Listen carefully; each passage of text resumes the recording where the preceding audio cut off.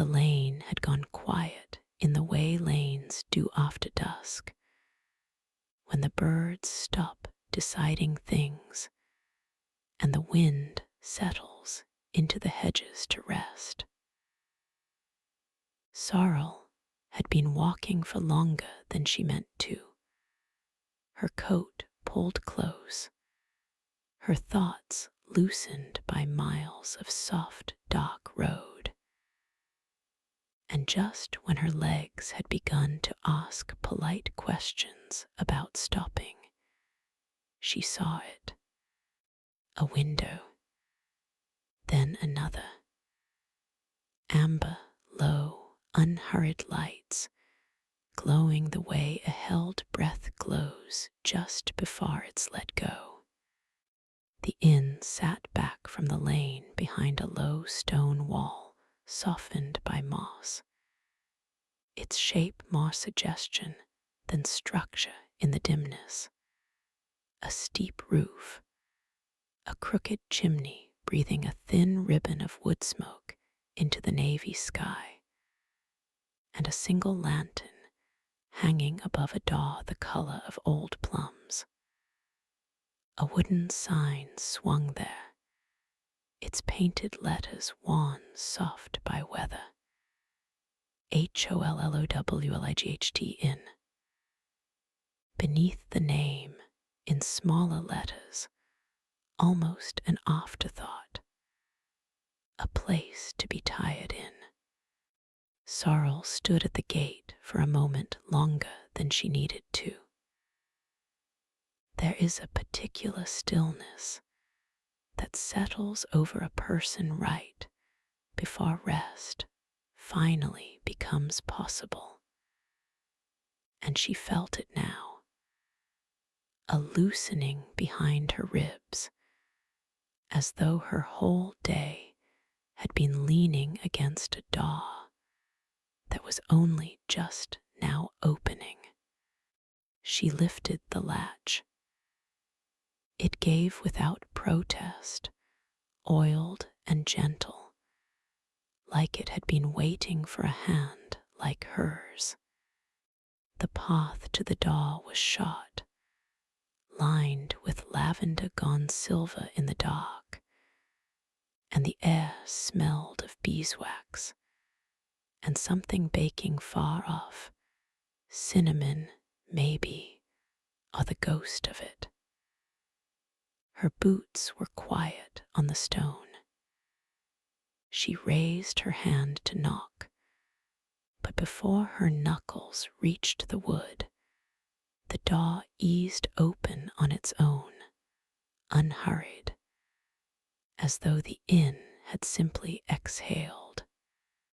Warmth came first, then light, a low gold light, thick and buttery, pooling from candles set along the windowsills, and from a fire crackling gently in a wide stone hearth at the far end of the room.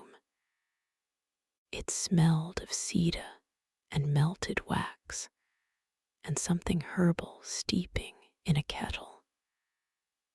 A dozen small details arranged themselves before her eyes without demanding attention. A shelf of books with cracked spines, a basket of folded quilts, a cat-shaped shadow that might have simply been a chair. "There you are," said a voice, warm as the room itself, unsurprised, as though Sorrel had been expected for years, and simply taken her time arriving. The woman who stepped from behind the hearth was neither young nor old in any way that mattered. She wore a shawl the color of dried rosemary, and her gray hair was pinned loosely, a few strands escaping near her temple. In one hand she held a small pair of silver scissors, and without seeming to think about it, she reached toward the nearest candle, trimmed its wick with a soft, practiced snip, the flame steadying instantly into a taller, calmer glow. "I'm Wick," the woman said, setting the scissors into the pocket of her apron. "Keeper of this old place. You've had a long walk, I think. Your shoulders are still carrying it." Sorrel opened her mouth to explain, the words she'd rehearsed for hours on the road, some tidy account of why she'd come, what she was looking for, how tired she truly was. But none of it seemed to be needed here. Wick was already moving toward the fire, drawing a low chair closer to it, plumping a cushion with 2 gentle pats. "Sit," Wick said. "Whatever it is can wait until you're warm." So Sorrel sat. The chair received her like it had been shaped for exactly her weight, exactly her tiredness. The fire popped softly, sending up a small constellation of sparks that vanished before they reached the chimney's dark throat. Somewhere behind her, she heard the clink of a cup being set onto a saucer, the murmur of liquid being poured, and then Wick was beside her again, offering a mug that smelled of chamomile and something faintly like honeyed pear. "Drink slowly," Wick said, not as an instruction so much as a kindness. "There's no clock in this room that matters."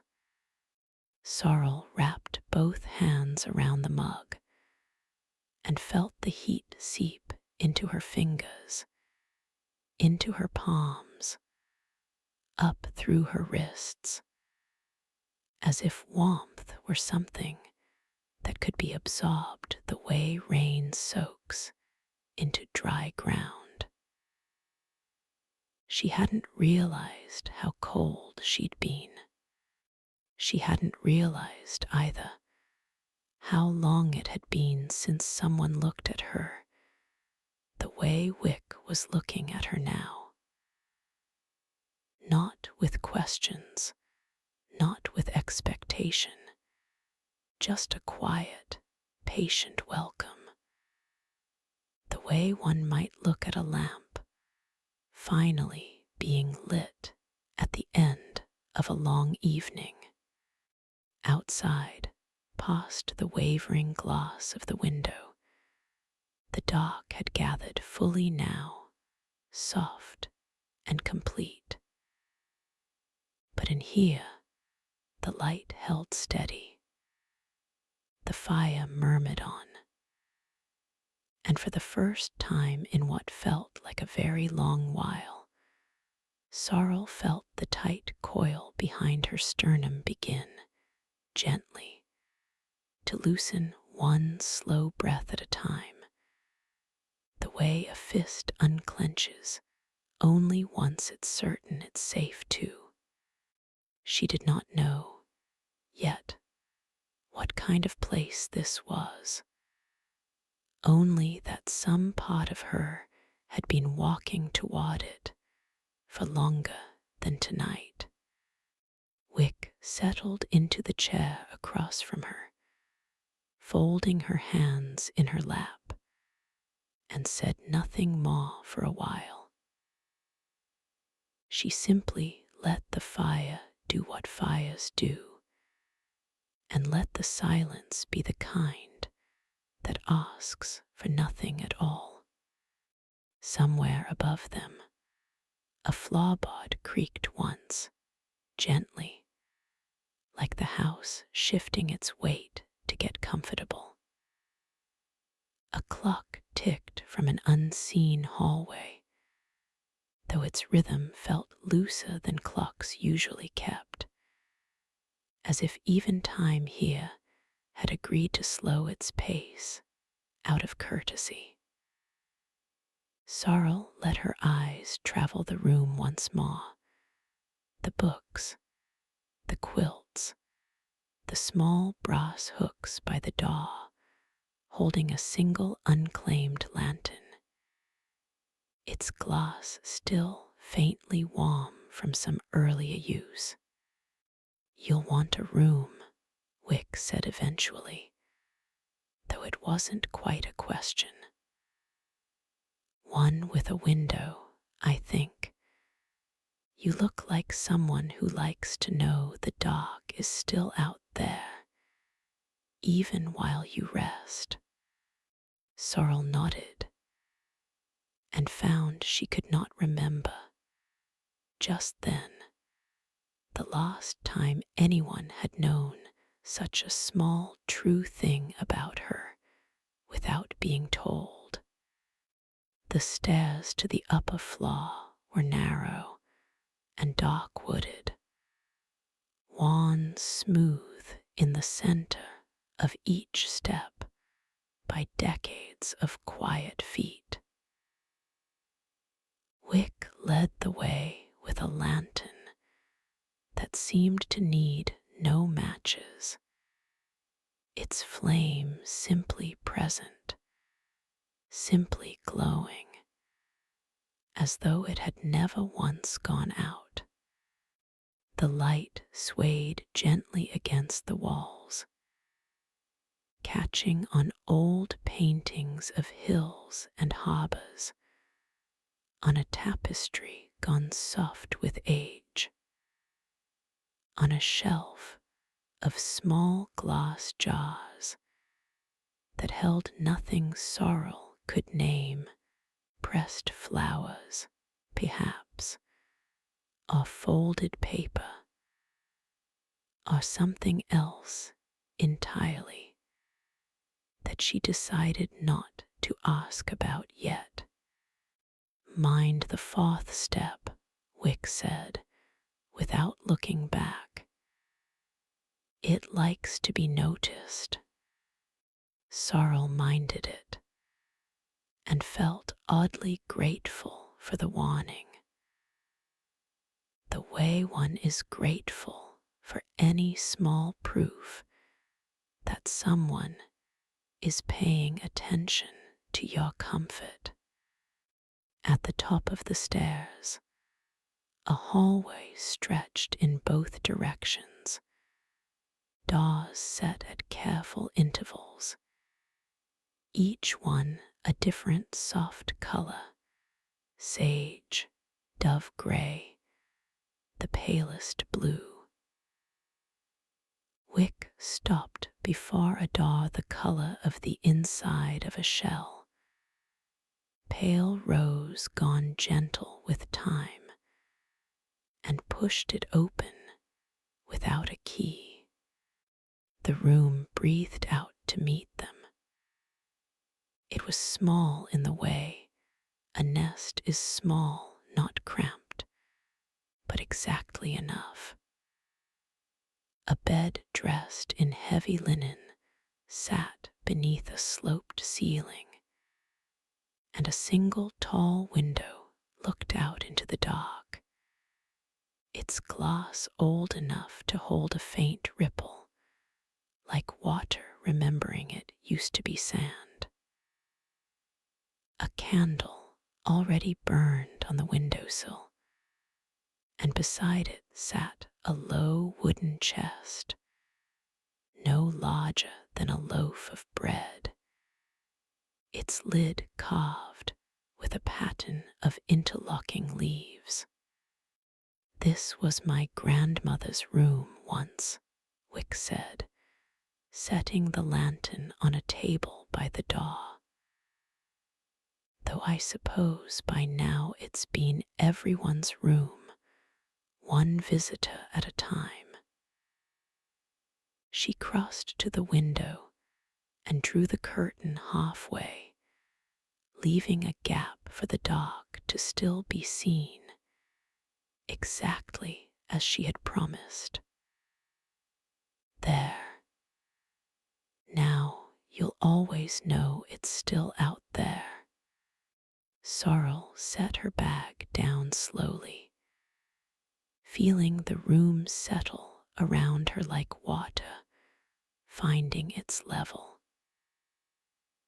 She ran her fingers along the footboard of the bed, then let her gaze drift to the small carved chest.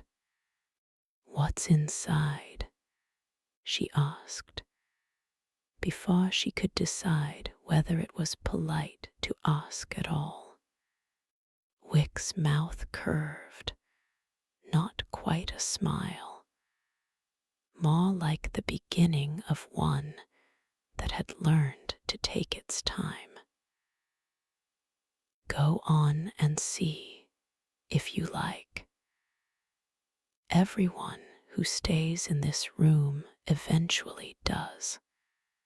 Sorrel knelt before the chest. Its latch was a small brass hook, warm to the touch, though nothing had touched it in what looked like days.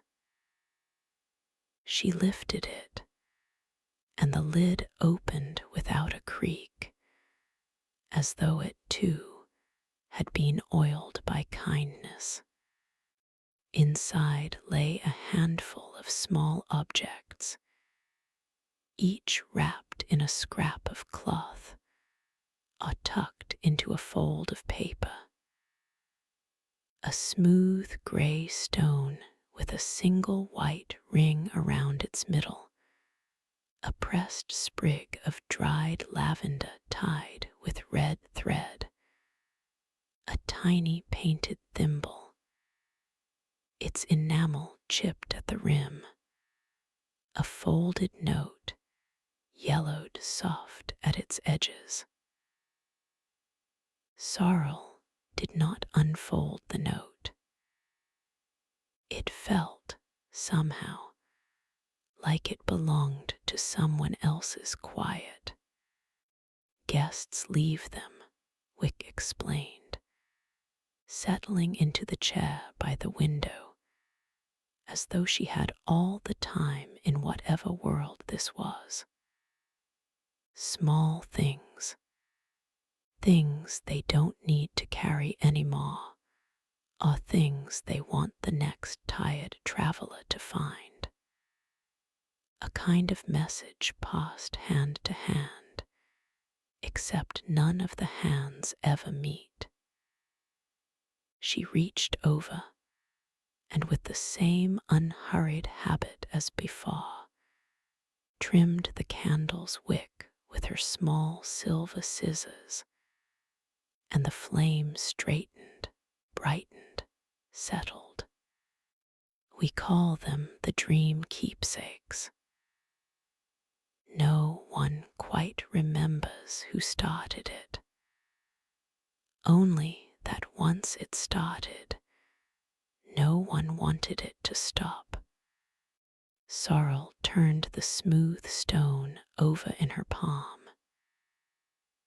It was cool at first, then slowly warmed, as though it had simply been waiting for a hand to remember it into warmth. She thought, without quite deciding to, of all the people who might have held this same stone in a room very like this one, on nights not unlike tonight, each of them carrying some private weight they'd finally been allowed to set down. "You don't have to leave anything," Wick said gently, rising from the chair. "Not tonight. Not ever, if you'd rather not. But the chest will be here if the feeling comes." She moved toward the door, then then paused with her hand on the frame, tapping it twice with 2 fingers, a small, private gesture, like a knock meant only for the house itself to hear. "Sleep as long as the dark allows you," she said. "Breakfast has no particular hour here. Neither does anything else." The door closed with barely a sound, and Sorrel was left alone with the candle, the window, and the small open chest of other people's quiet treasures. The warmth of the stone still resting faintly in her palm, like something newly, gently hers. She set the stone on the windowsill beside the candle and leaned closer to the old rippled glass.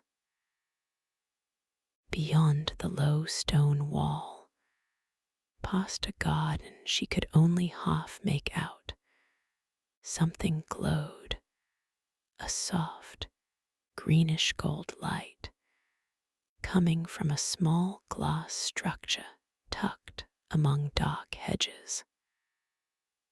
A greenhouse, she thought, lit from within by lanterns of its own.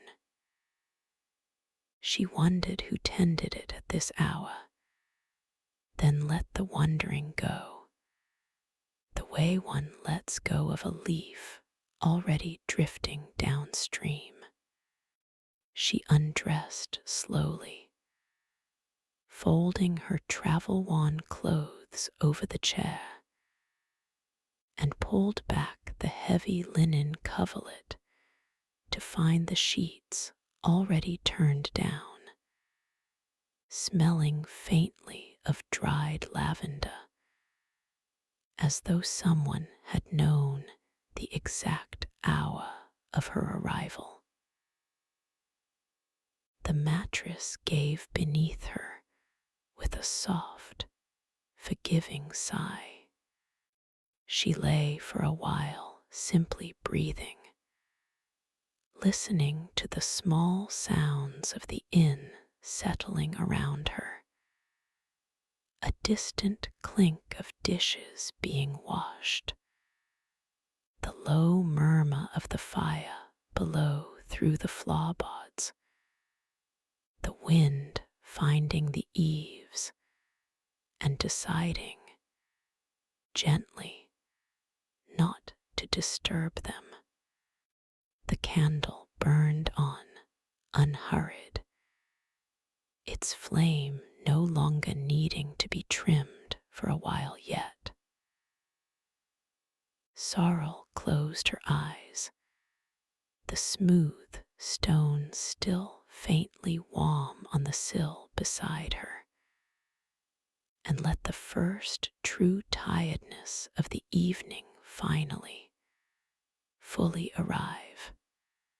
Sorrel woke slowly, the way one wakes when no one is waiting for them to hurry. The candle on the sill had burned low, but not out, its flames small and steady, and through the gap in the curtain, the sky outside was still that same deep, unplaceable navy, not quite night, not quite anything else. She could not have said whether an hour had passed or half of one.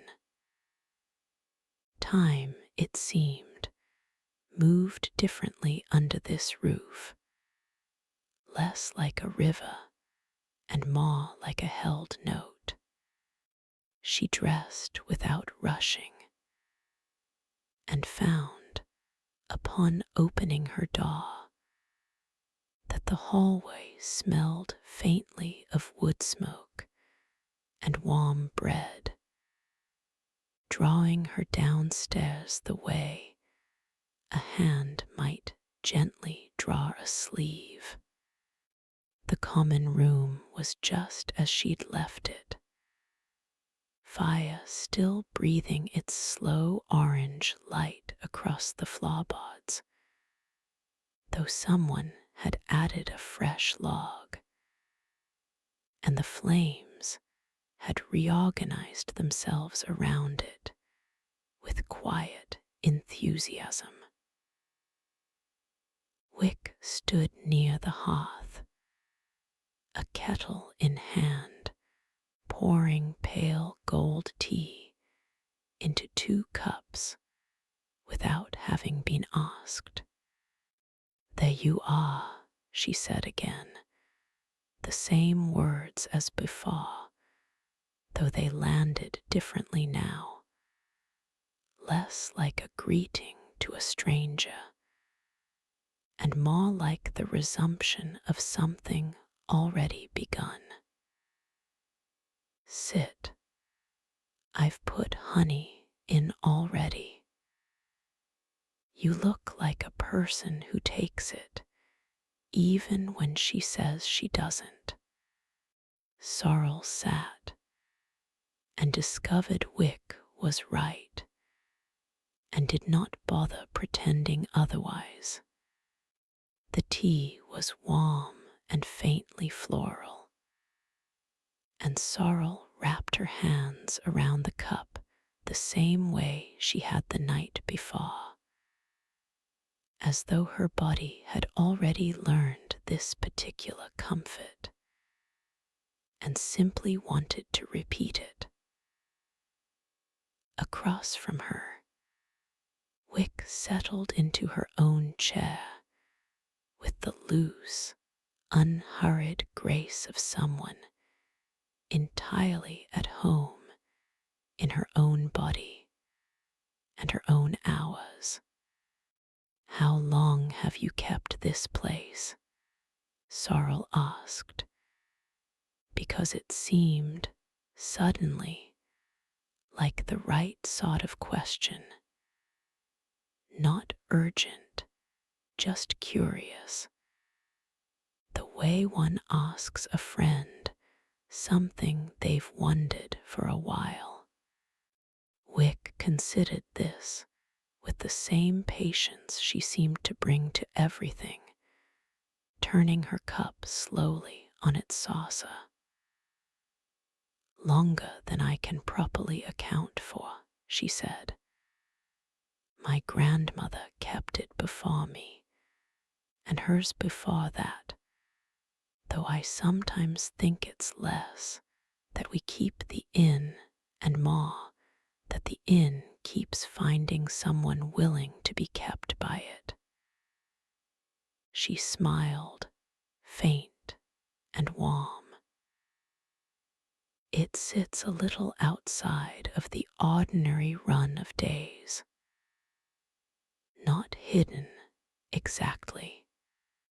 Just easy to miss, unless you're tired enough and honest enough about being tired to need finding it."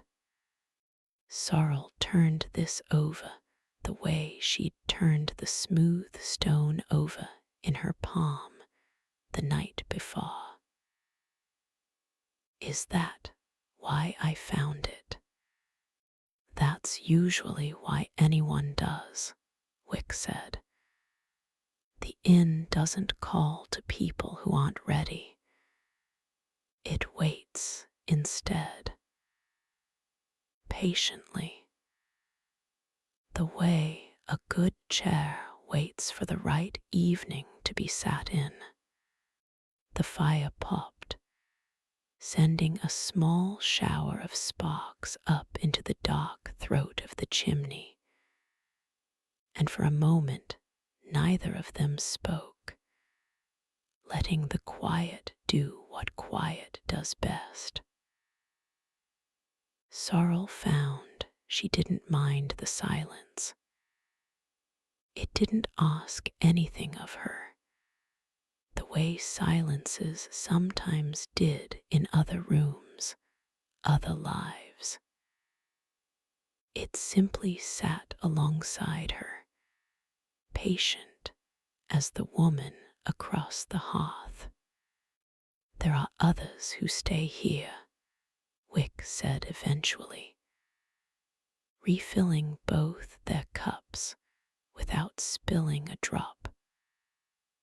"Though you'll rarely cross paths with them directly. Everyone arrives on their own hour, and everyone rests on their own hour, and the inn is generous enough with its rooms that it rarely needs to introduce one tired soul to another. But sometimes, if you're walking the halls at the right moment, you might see a light under a door, or hear the soft turn of a page, and know you're not quite as alone in your tiredness as you thought." Sorrel liked this, the idea of quiet company she'd never have to make conversation with, presence without obligation. She thought of the dream keepsakes in the little carved chest upstairs. All those unmet hands passing small comforts to one another across time, and understood suddenly that this was the same shape of kindness, only larger, woven into the whole building. "Did you leave something in your own chest once?" she asked, "before you were the one keeping it?"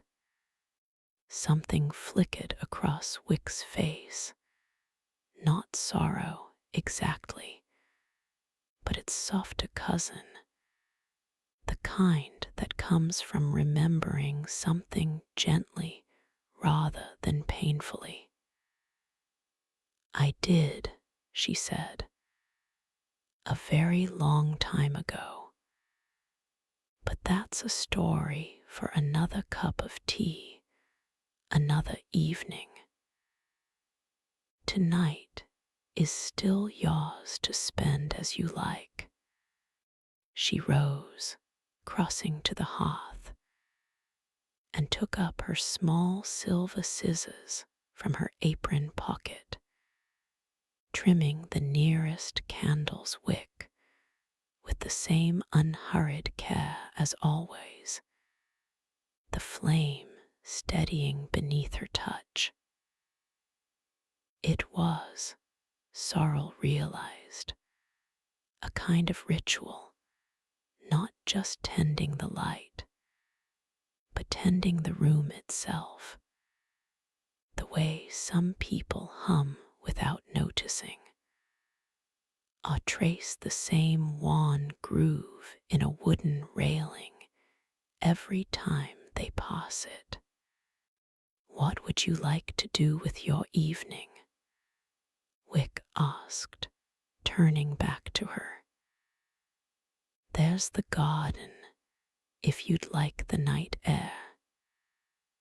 There's the library, 2 doors past the stairs, if you'd rather have quiet company of the paper kind. Or you're welcome to simply stay here by the fire and let the evening decide itself." Sorrel thought of the glowing greenhouse she'd glimpsed from her window, its soft light beckoning through the old rippled glass, and felt something in her, something patient, something curious, begin, very gently, to lean toward the garden. "The garden, I think," she said, "if that's all right."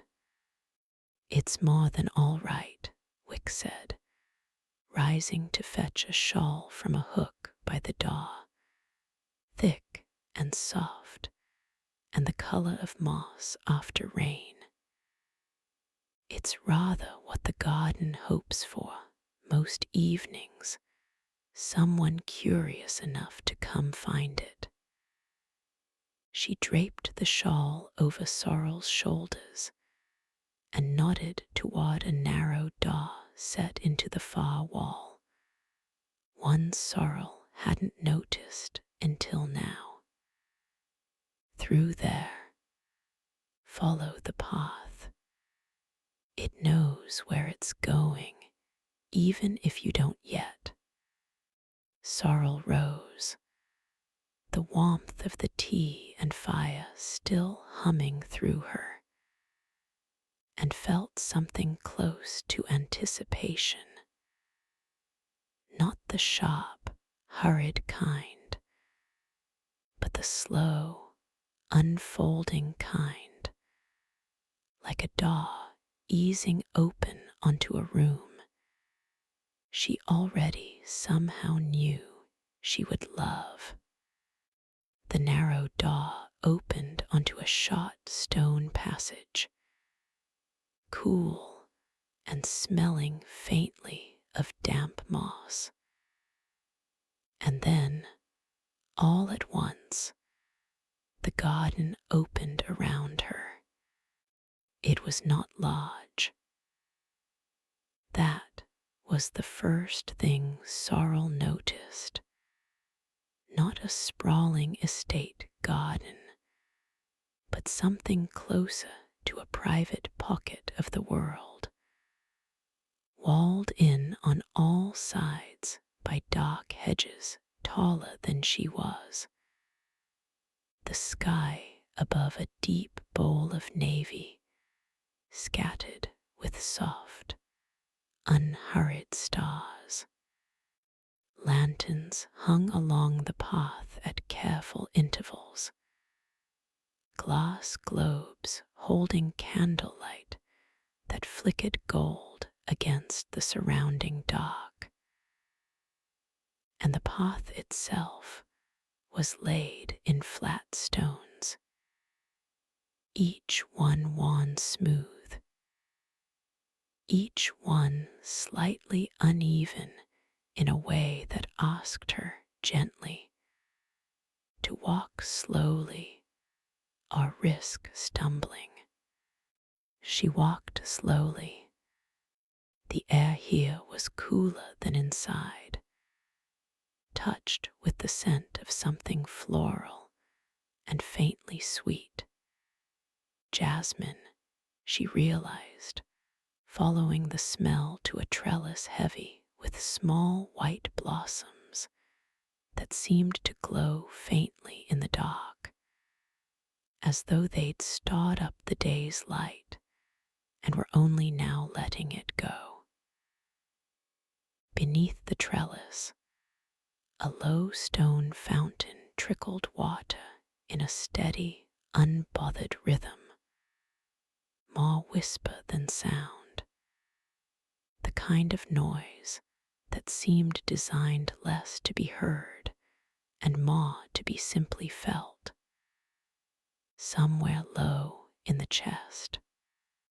Sorrel let her fingers trail along the hedge as she walked, feeling the cool damp of the leaves, and found herself drawn, as she had known she would be, toward the glowing structure she'd first seen from her window.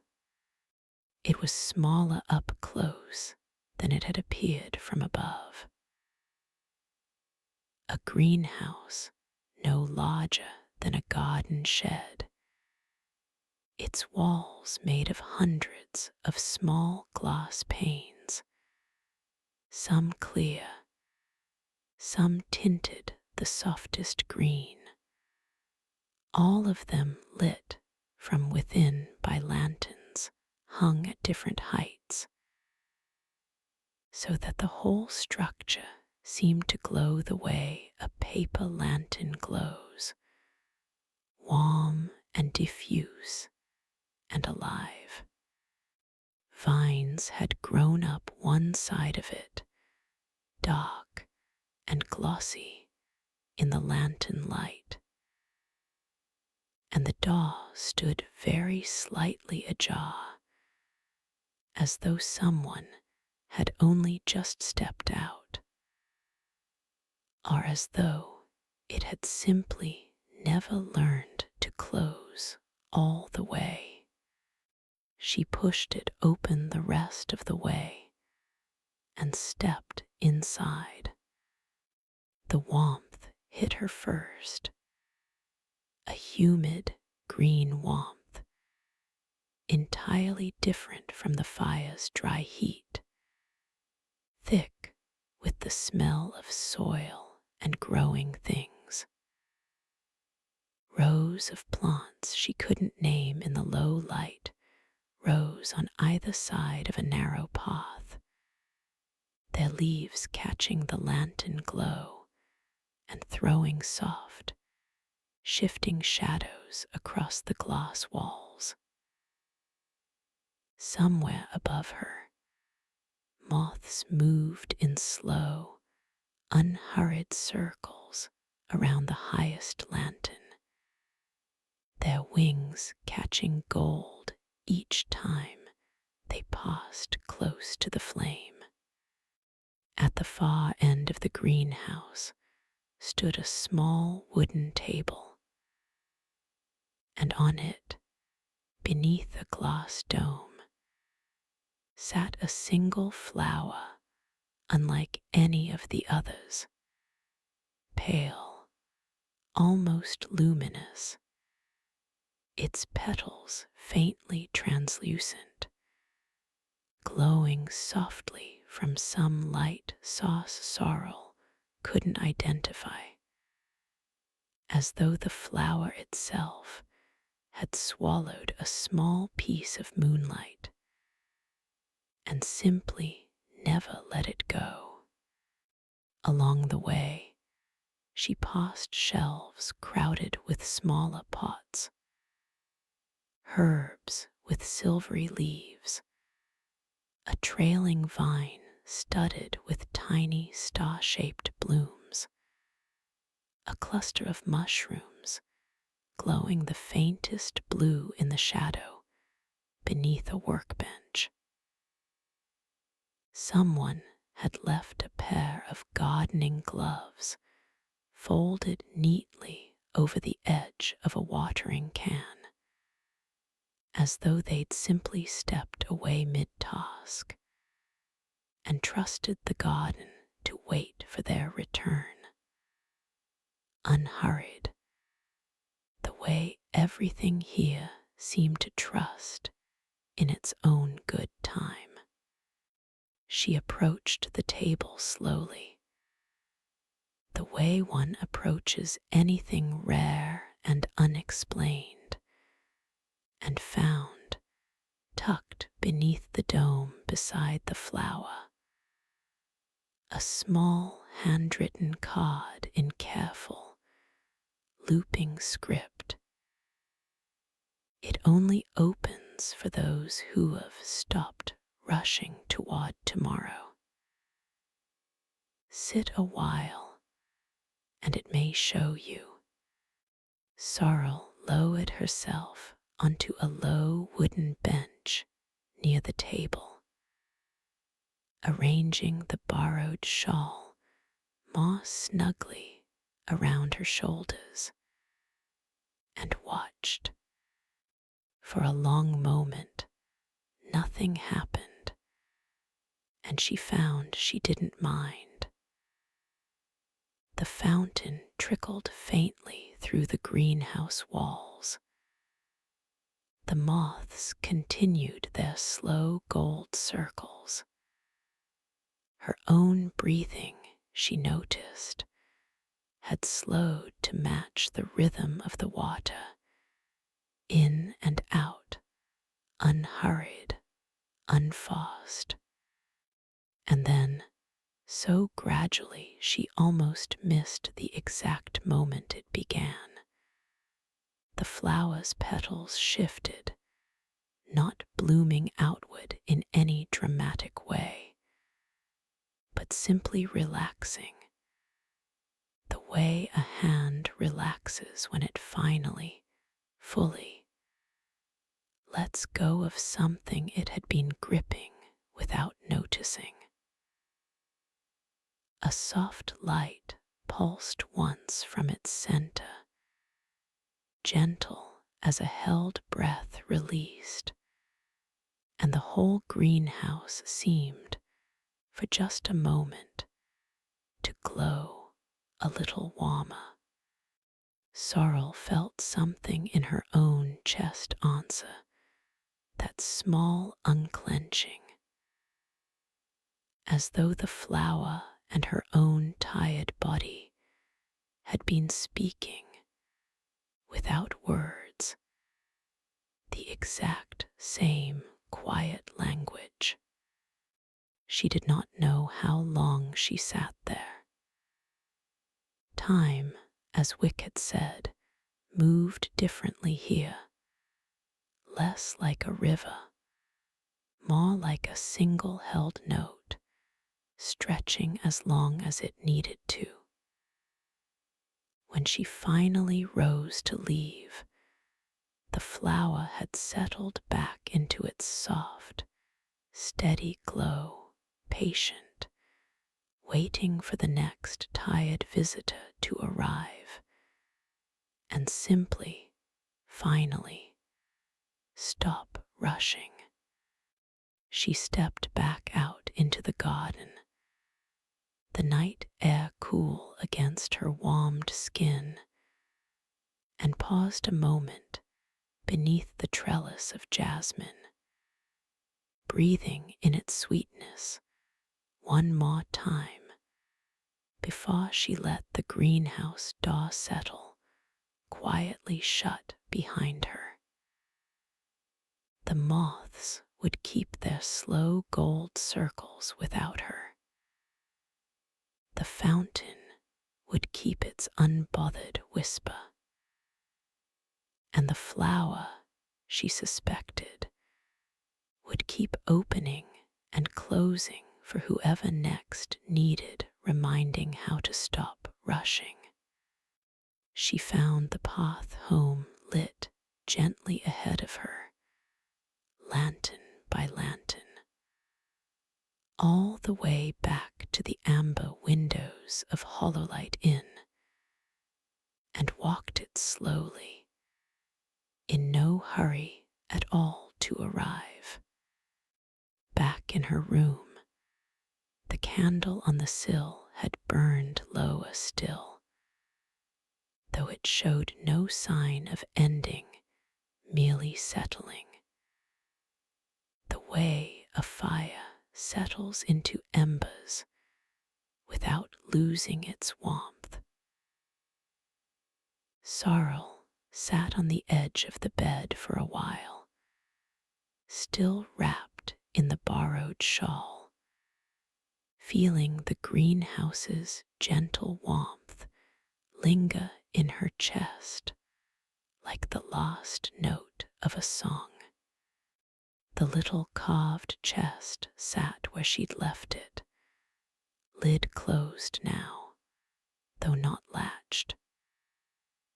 She reached over and opened it again, running her fingers lightly over the small gathered offerings inside, the grey stone with its white ring, the sprig of lavender, the chipped enamel thimble, the folded note she still hadn't read and didn't intend to.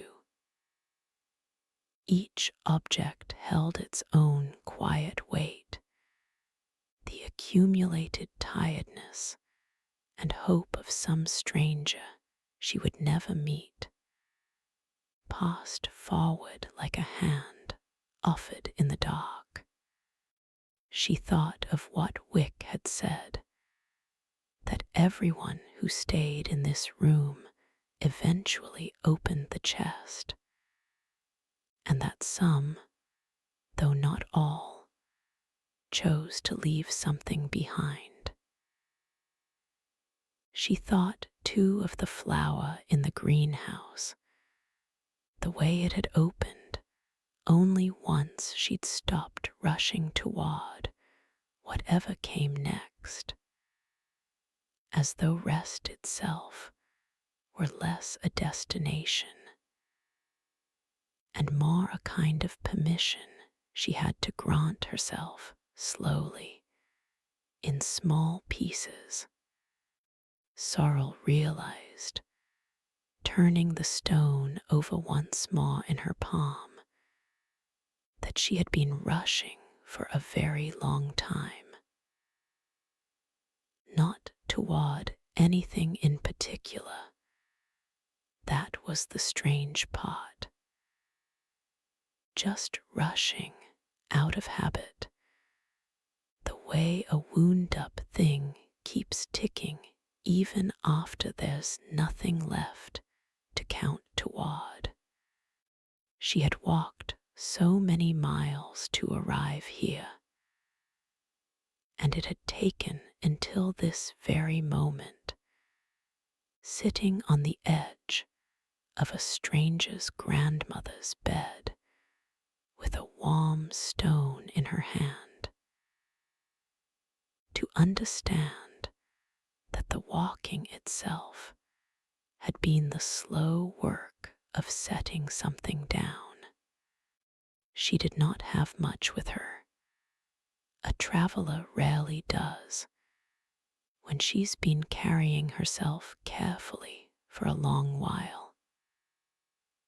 But in the inside pocket of her coat, tucked beneath a fold she hadn't checked in months, she found a small brass button, tarnished soft with age, the kind that comes loose from a coat long since worn through and never gets thrown away, kept instead for reasons never fully examined.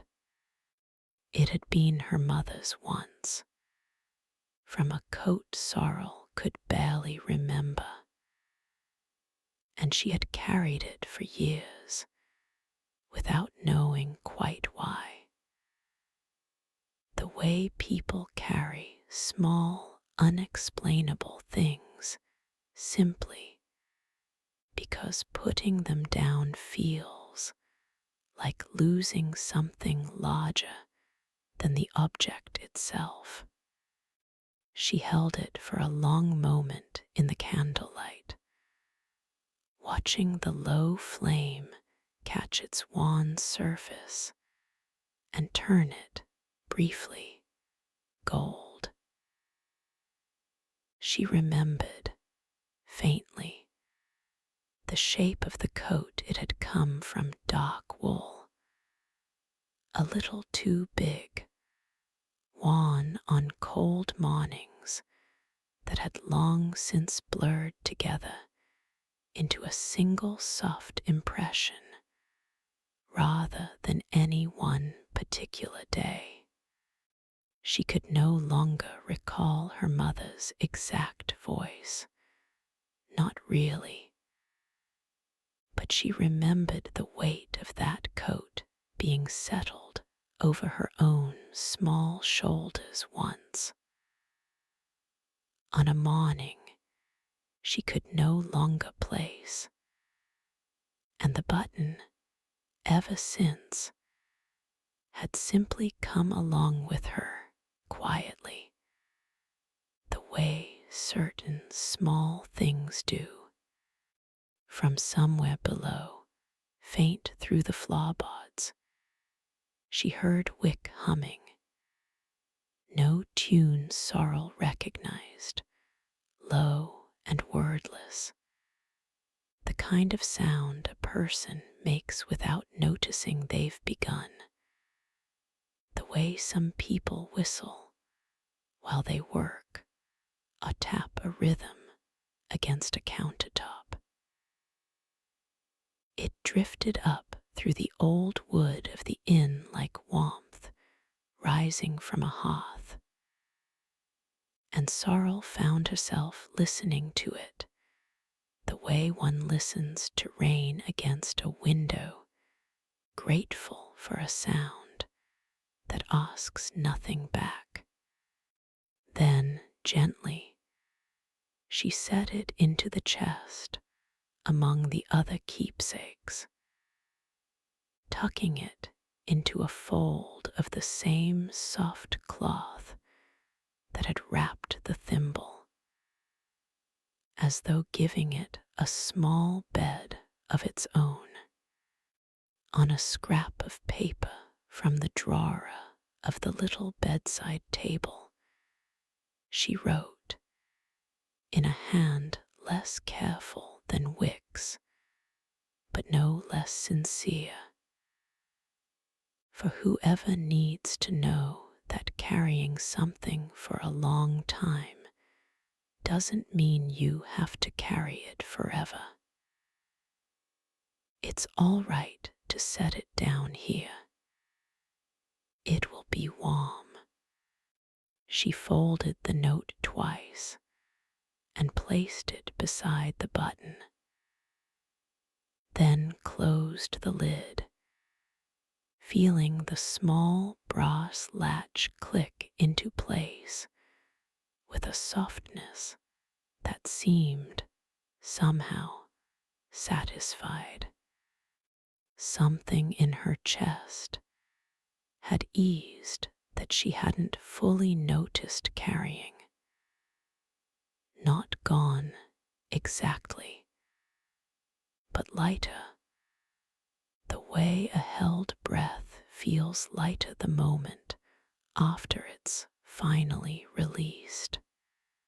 She thought of all the hands that would open this chest after hers, all the tired travelers who would find the button and read the note, and perhaps, for a moment, feel a little less alone in whatever weight they'd walked here carrying. The way she herself had felt a little less alone reading the folded note left by someone she would never meet. The candle on the sill burned steady and low, and outside the window, the greenhouse still glowed faintly through the dark garden, patient, waiting, its small luminous flower folding itself back into stillness until the next visitor arrived ready to stop rushing. Sorrel drew the shawl a little closer and sat a while longer on the edge of the bed, not quite ready yet to lie down, simply enjoying the strange, unfamiliar lightness in her chest, the humming still drifting faintly up through the floorboards, the button and the note resting now in their small wooden bed among the other quiet offerings. She thought she might go back down for one more cup of tea before the night went any further. There was still, she felt certain, more of this particular evening left to spend. Sorrel found Wick just where she'd left her, by the hearth, though the fire had burned down to a low bed of glowing coals that pulsed faintly orange with each small stir of air through the room. The humming had stopped, replaced by the quiet click of knitting needles. A half-finished scarf, the the color of ripe plums growing slowly in Wick's lap. Couldn't sleep yet? Wick asked, not looking up, her needles never pausing their soft rhythm. Not quite, Sorrel admitted, settling into her chair by the fire. I think I'm not tired in the way that leads to sleep, just tired in the way that wants to sit somewhere warm a while longer. That's its own kind of tired, Wick said, and just as welcome here as the other kind. She set the knitting down long enough to add a fresh log to the coals, and the fire caught it slowly, almost thoughtfully, sending up a soft curl of smoke before settling into a steady new flame. Tea, or something a little heavier. I've got a bit of spiced milk warming, if you'd like it. The milk, Sorrel said, surprising herself with how easily the answer came, how little thought it required. Wick poured it into a small clay cup and pressed it into her hands, and Sorrel found it tasted of cinnamon and something darker beneath it, nutmeg perhaps, warm all the way down. For a while they sat without speaking, the fire filling the silence the way it seemed to fill every silence in this place, patient and undemanding. Sorrel found herself, after a while, simply speaking into it, the way one sometimes speaks more easily to a fire than to a face. I didn't know I was this tired, she said, until I stopped walking. I think I'd gotten used to it. The tiredness, I mean. It stopped feeling like something separate from me a long time ago. It just felt like being. Wick's needles paused, just briefly, though she said nothing to fill the space.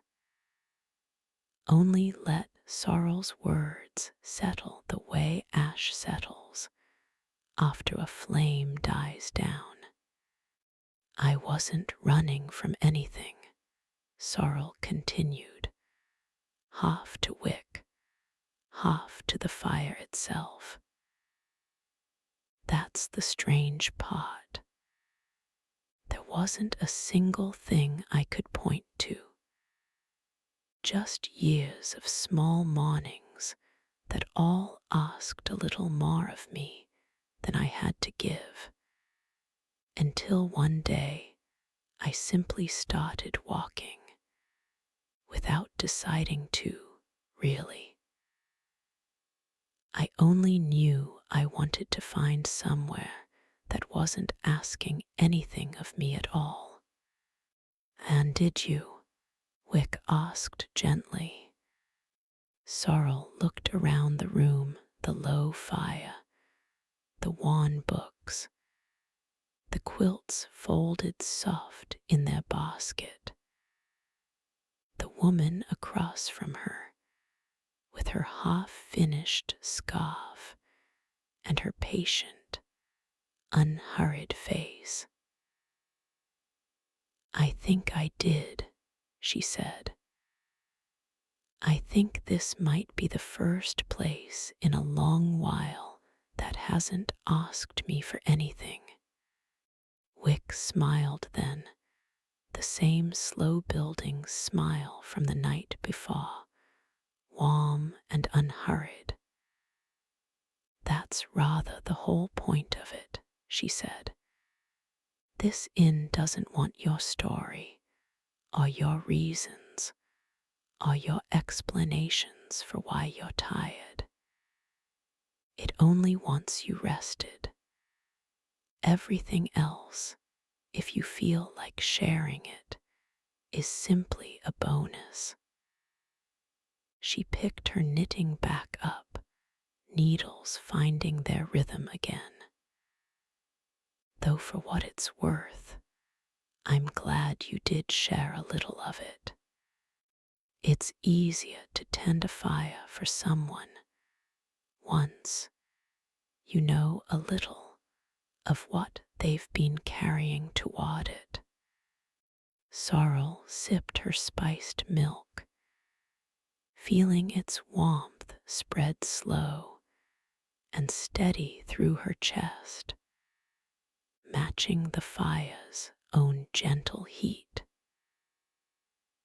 Outside, past the windows, the garden lay dark and quiet, the greenhouse's glow just barely visible through the glass, patient as everything else in this timeless place.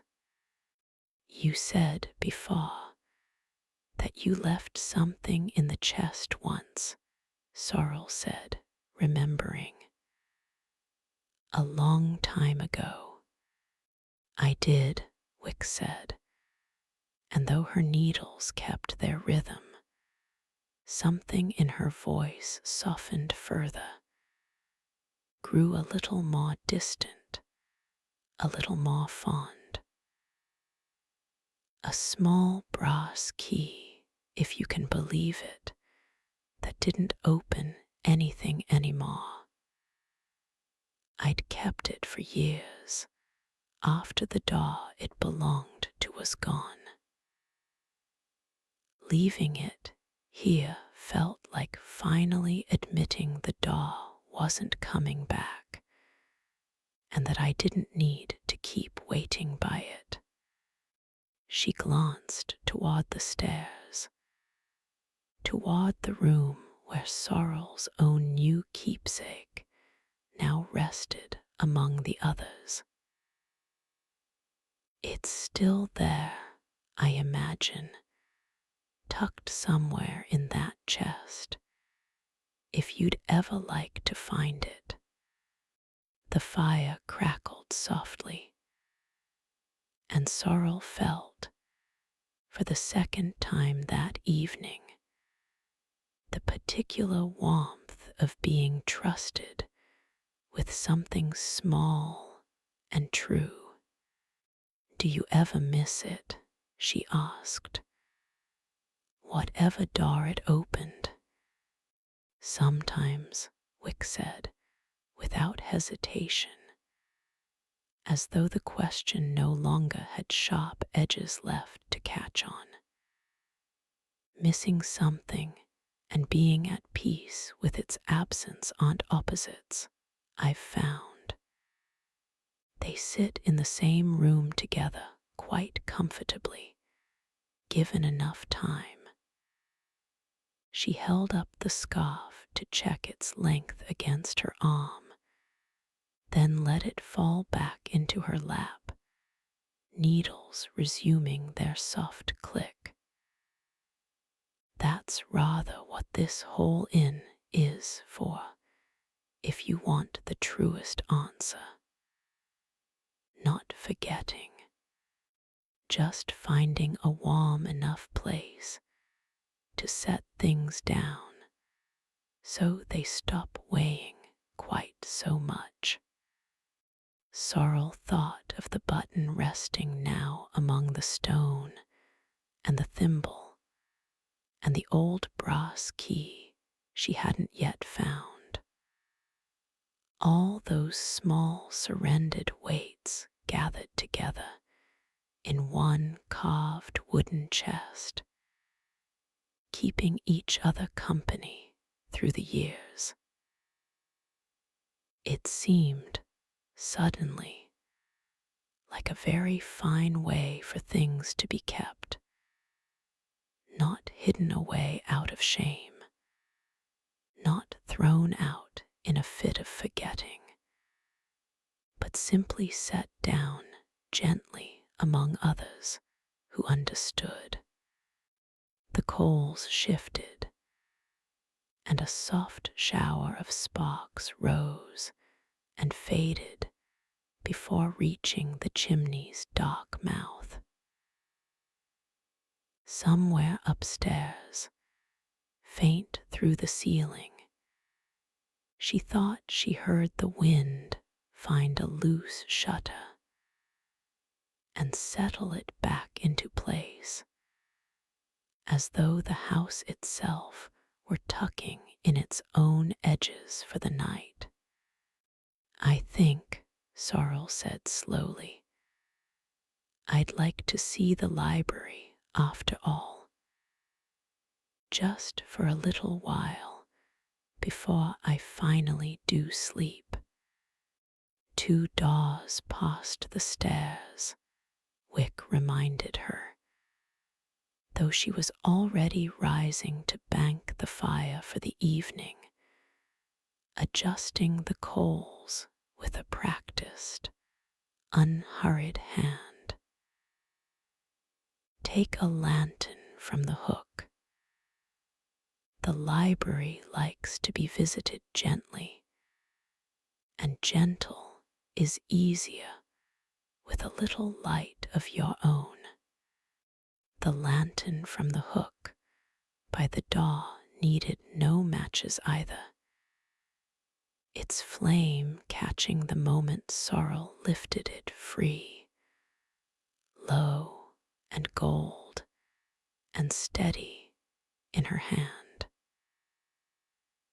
She carried it up the narrow stairs, past the 4th step that liked to be noticed, and along the hallway to a door 2 past her own, its wood painted the deep green of pine needles in shadow. The library breathed out to meet her the way the whole inn seemed to breathe, unhurried, welcoming, entirely unsurprised by her arrival. It was larger than she'd expected, not grand, but generous, its walls lined floor to ceiling with shelves that curved slightly with the room's own gentle slope, as though the house had simply grown them the way a tree grows rings. The lantern light caught motes of dust drifting lazily in the air, gold specks, turning slow circles like the moths she'd seen in the greenhouse. And the smell that greeted her was rich and particular. Old paper, cracked leather, a faint sweetness like dried apples that she couldn't place to any single sauce. A reading nook occupied one corner, a deep chair upholstered in faded burgundy velvet angled toward a small round window, a folded quilt draped over its arm, as though someone had only just risen from it. Sorrel set her lantern on the low table beside the chair and let her eyes travel the shelves, tilting her head to read spines worn too soft to make out clearly in the dim light. The titles, where she could read them, or unfamiliar in a pleasant way, not strange exactly, just gently unplaceable, as though they belonged to a tradition of books that existed only in rooms like this one. The slow correspondence of evening, a field guide to quiet hours, what the lanterns remember. She trailed her fingers along their spines without pulling any free, simply enjoying the texture of them, cracked leather and cloth binding, and the occasional smoothness of a spine rebound sometime long ago by careful, patient hands. Near the reading chair, a smaller shelf held a row of identical, unlabeled journals, their covers a soft, weathered brown. And Sorrel found herself drawn to these more than the grander volumes around them. She lifted one down and let it fall open where its spine had learned, over time, to fall open, not the first page, but somewhere near the middle, where the handwriting shifted from one careful hand to another. Entries separated not by date, but by some quieter, more private rhythm. She did not read closely, it felt, as the folded note in her own chest had felt, like something belonging to someone else's quiet. But she caught fragments as her eyes passed over the page. The fire took longer to catch tonight, and I found I didn't mind waiting for it. Someone left a pressed violet on the windowsill again. I wonder if they know how long I've kept it. Third guest this month to ask about the greenhouse flower. I never tell them what it means. Better they find out themselves. She understood slowly. What she was holding, not a single book, but a chain of them, kept by keepers long before Wick, each one adding their own quiet observations to the ones before. The way the dream keepsakes downstairs passed comfort hand to unseen hand. The inn, it seemed, kept its own kind of memory, patient and unhurried, written in whatever spare moment presented itself between one tired guest and the next. She turned back a page, gently curious despite herself, and found the handwriting change again. An older hand this time, slanted and hurried in a way that felt out of place among the unhurried entries around it, though even its hurry had softened by the entry's end. A woman arrived tonight soaked through from the rain, refusing tea, refusing rest, insisting she had somewhere else to be. I sat with her anyway, said nothing for an hour. By the second hour she'd stopped insisting, and by the third she was asleep in the chair by the fire. And I thought, this is the whole of the work, really. not convincing anyone to rest, just staying nearby until resting becomes possible on its own. Sorrel smiled faintly at that, recognizing something of her own arrival in it. Not the rain, not the insisting, but the slow unclenching that had happened anyway. Given enough warmth and enough patience, and enough time left alone to simply exist without being asked for anything. She turned another page, more carefully this time, and found a pressed flower tucked between the leaves, its petals gone thin and papery with age, but still faintly violet, still faintly fragrant if she brought the page close enough to notice. She did not remove it. She simply closed the journal gently around it once more, the way one closes a hand around something small and returns it to its rightful pocket.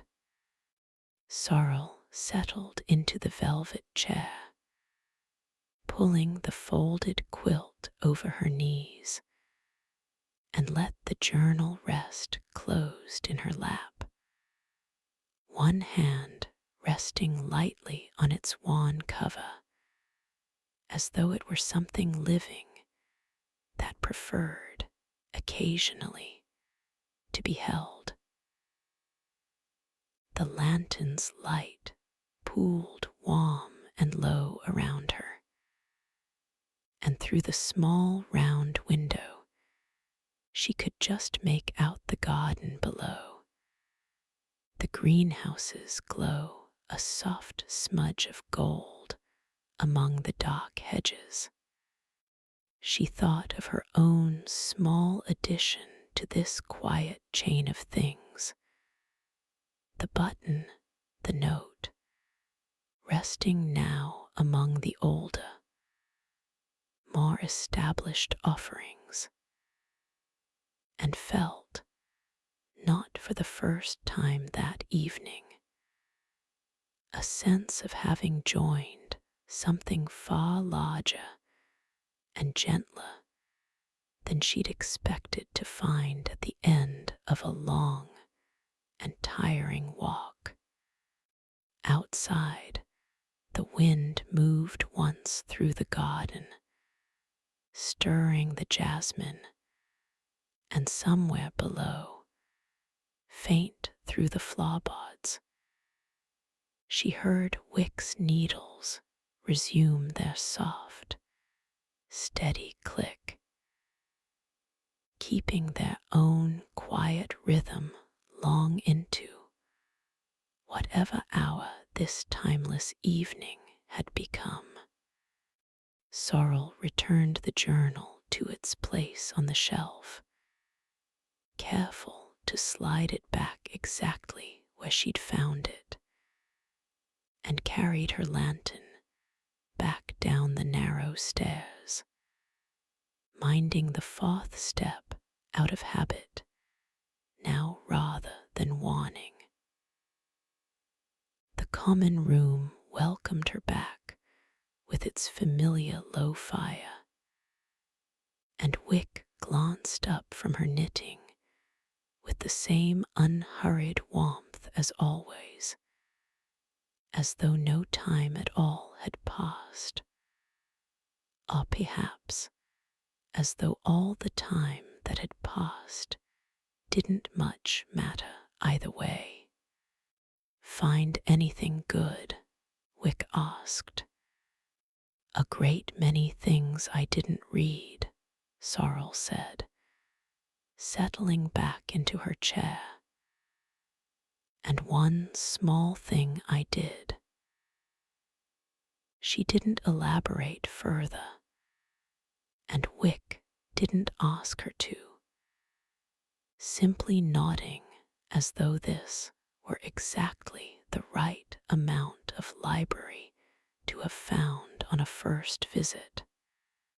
Sorrel's gaze drifted, as it had several times that evening, to the candle burning on the mantel, the same size, the same steady flame as it had been hours before, seemingly no shorter for all its burning. She'd noticed it before, but let the noticing pass. Now, warm and unhurried herself, she let herself actually wonder. "Your candles," she said, "they don't seem to burn down." Wick's needles paused, and something like fondness crossed her face, the particular fondness of someone asked about a thing they love explaining. "Not the way ordinary candles do," she agreed. "They burn what needs burning worry mostly, and the sharper edges of a long day. And once that's spent, the flame simply settles into keeping the room warm instead.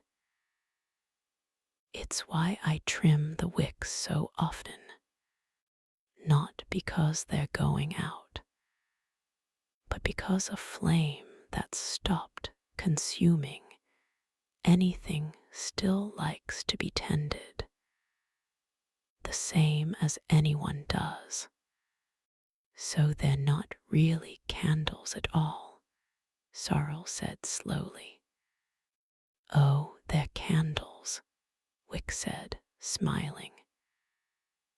"Just candles that have finished the hardest part of their work by the time most guests notice them burning. I don't know how it's done, if I'm honest, only that it's always been done here, long before my grandmother's time, and it seems unwise to go asking a good thing to explain itself too closely. Some kindnesses work better left a little mysterious." Sorrel found she liked this answer more than any tidy explanation could have offered.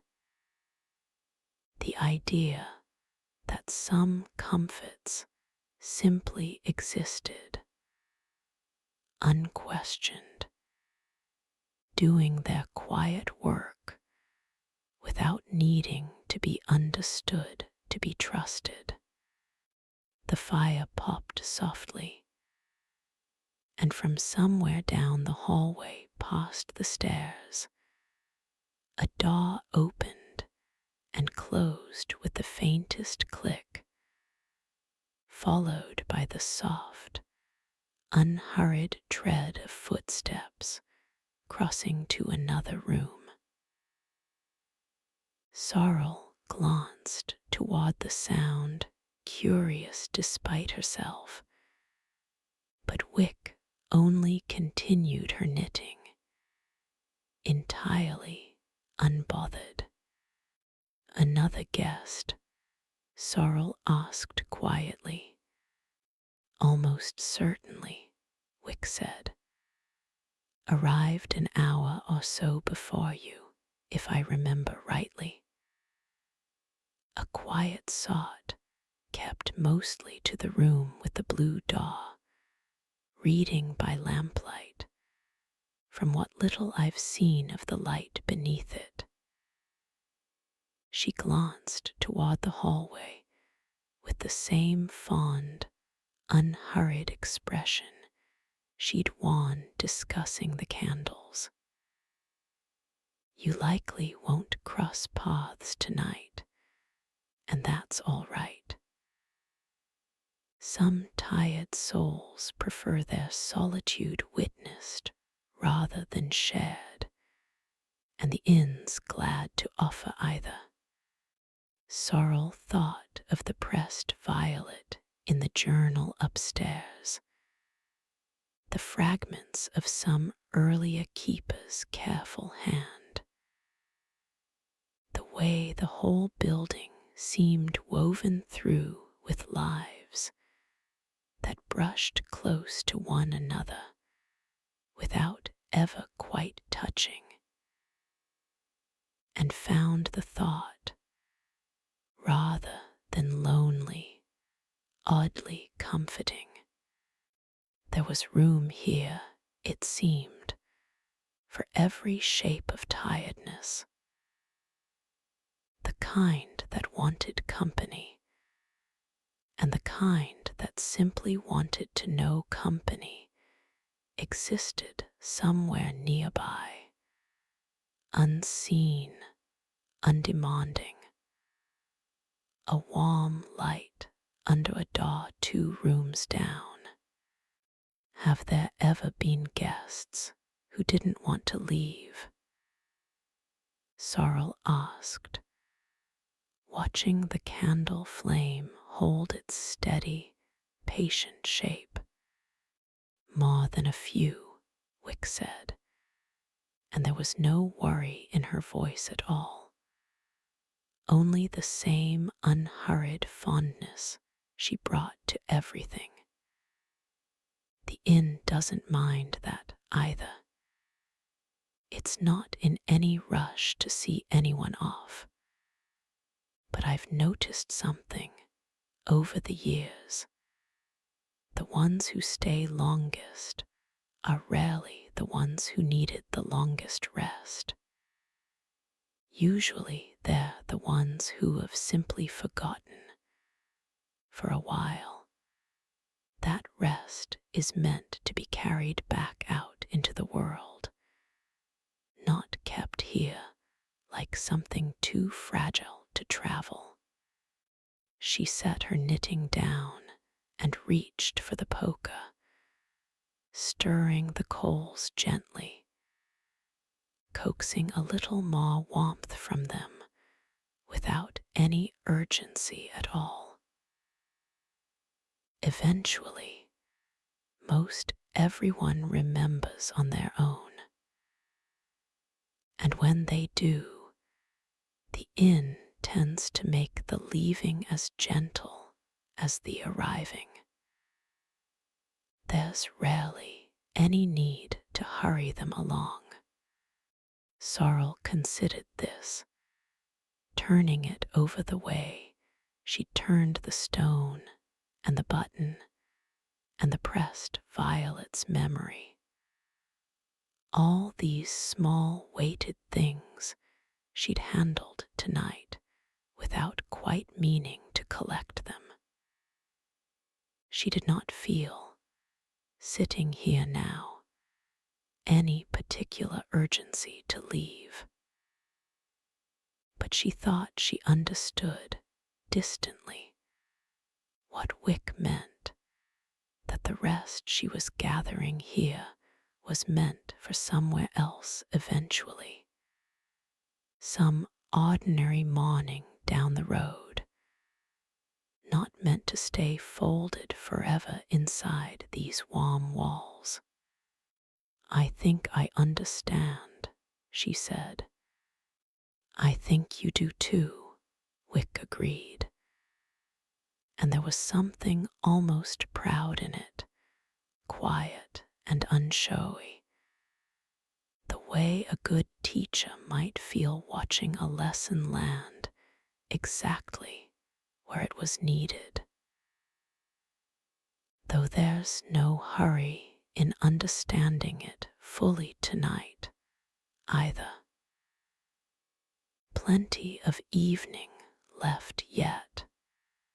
She settled deeper into her chair, the fire's warmth pressing gentle against her face, and let herself simply exist a while longer in the soft, shared solitude of the evening,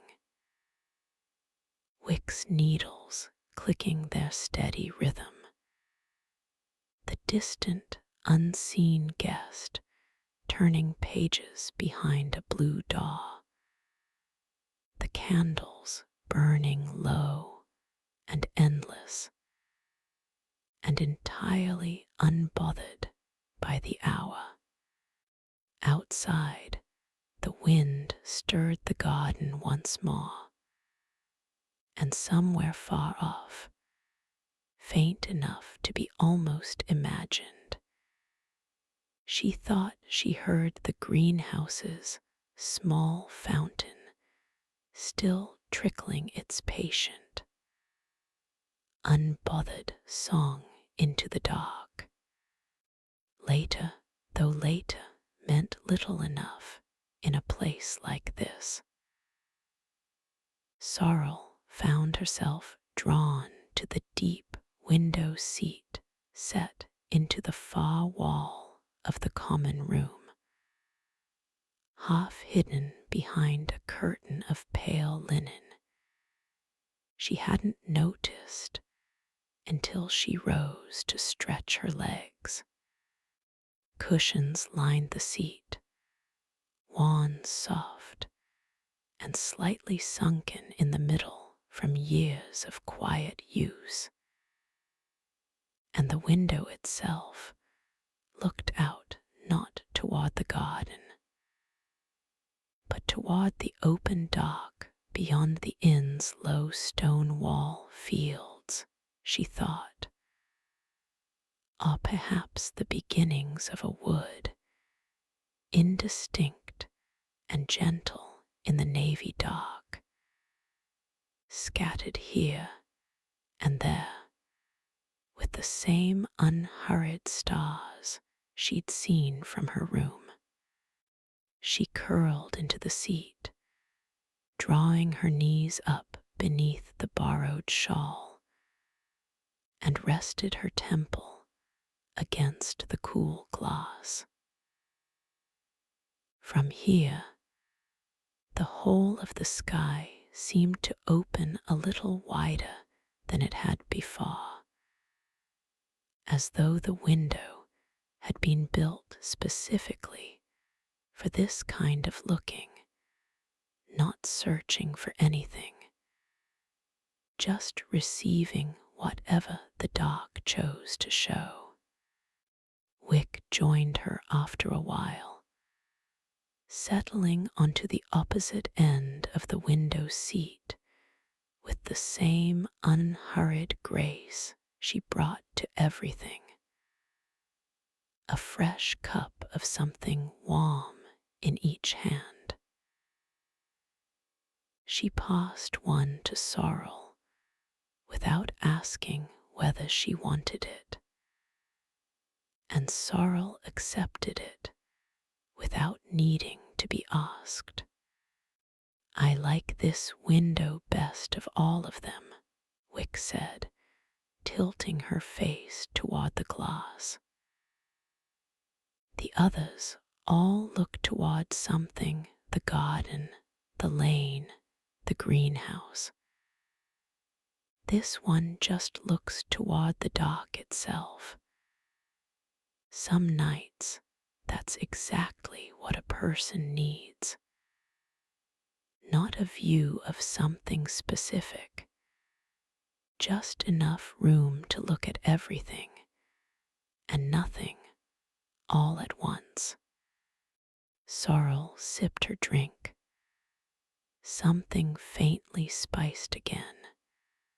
Cardamom this time, she thought, though she didn't ask, and let her eyes drift slowly across the scatter of stars, unhurried, the way she might once, long ago, before all those wound-up years of rushing, have simply lain in a field and let an evening pass without needing to account for it.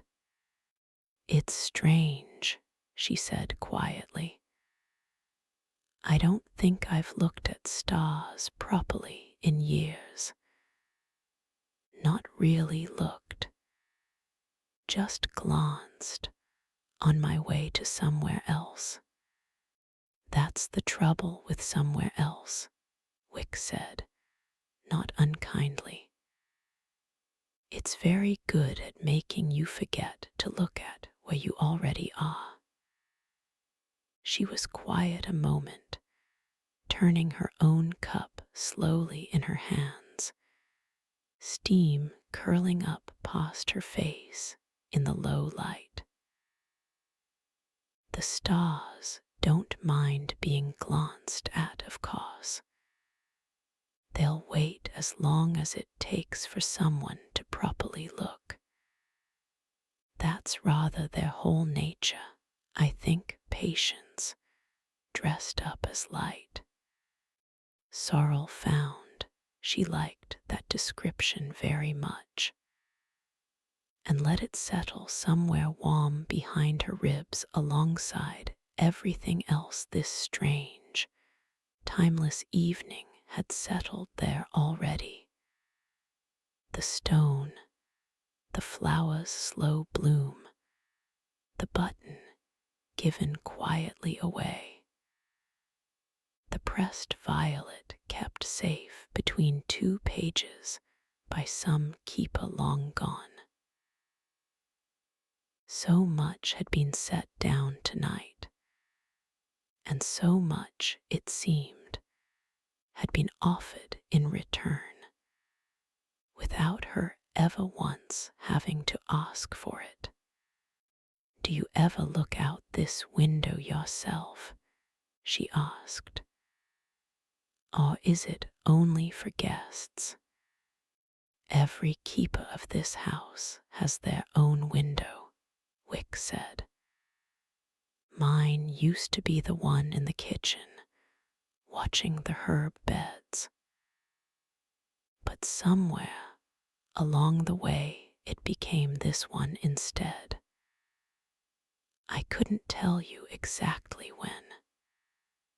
Habits shift quietly, the way most true things do, not all at once, just a little more each evening, until one day you notice you've become someone slightly different than you were, without ever having decided to.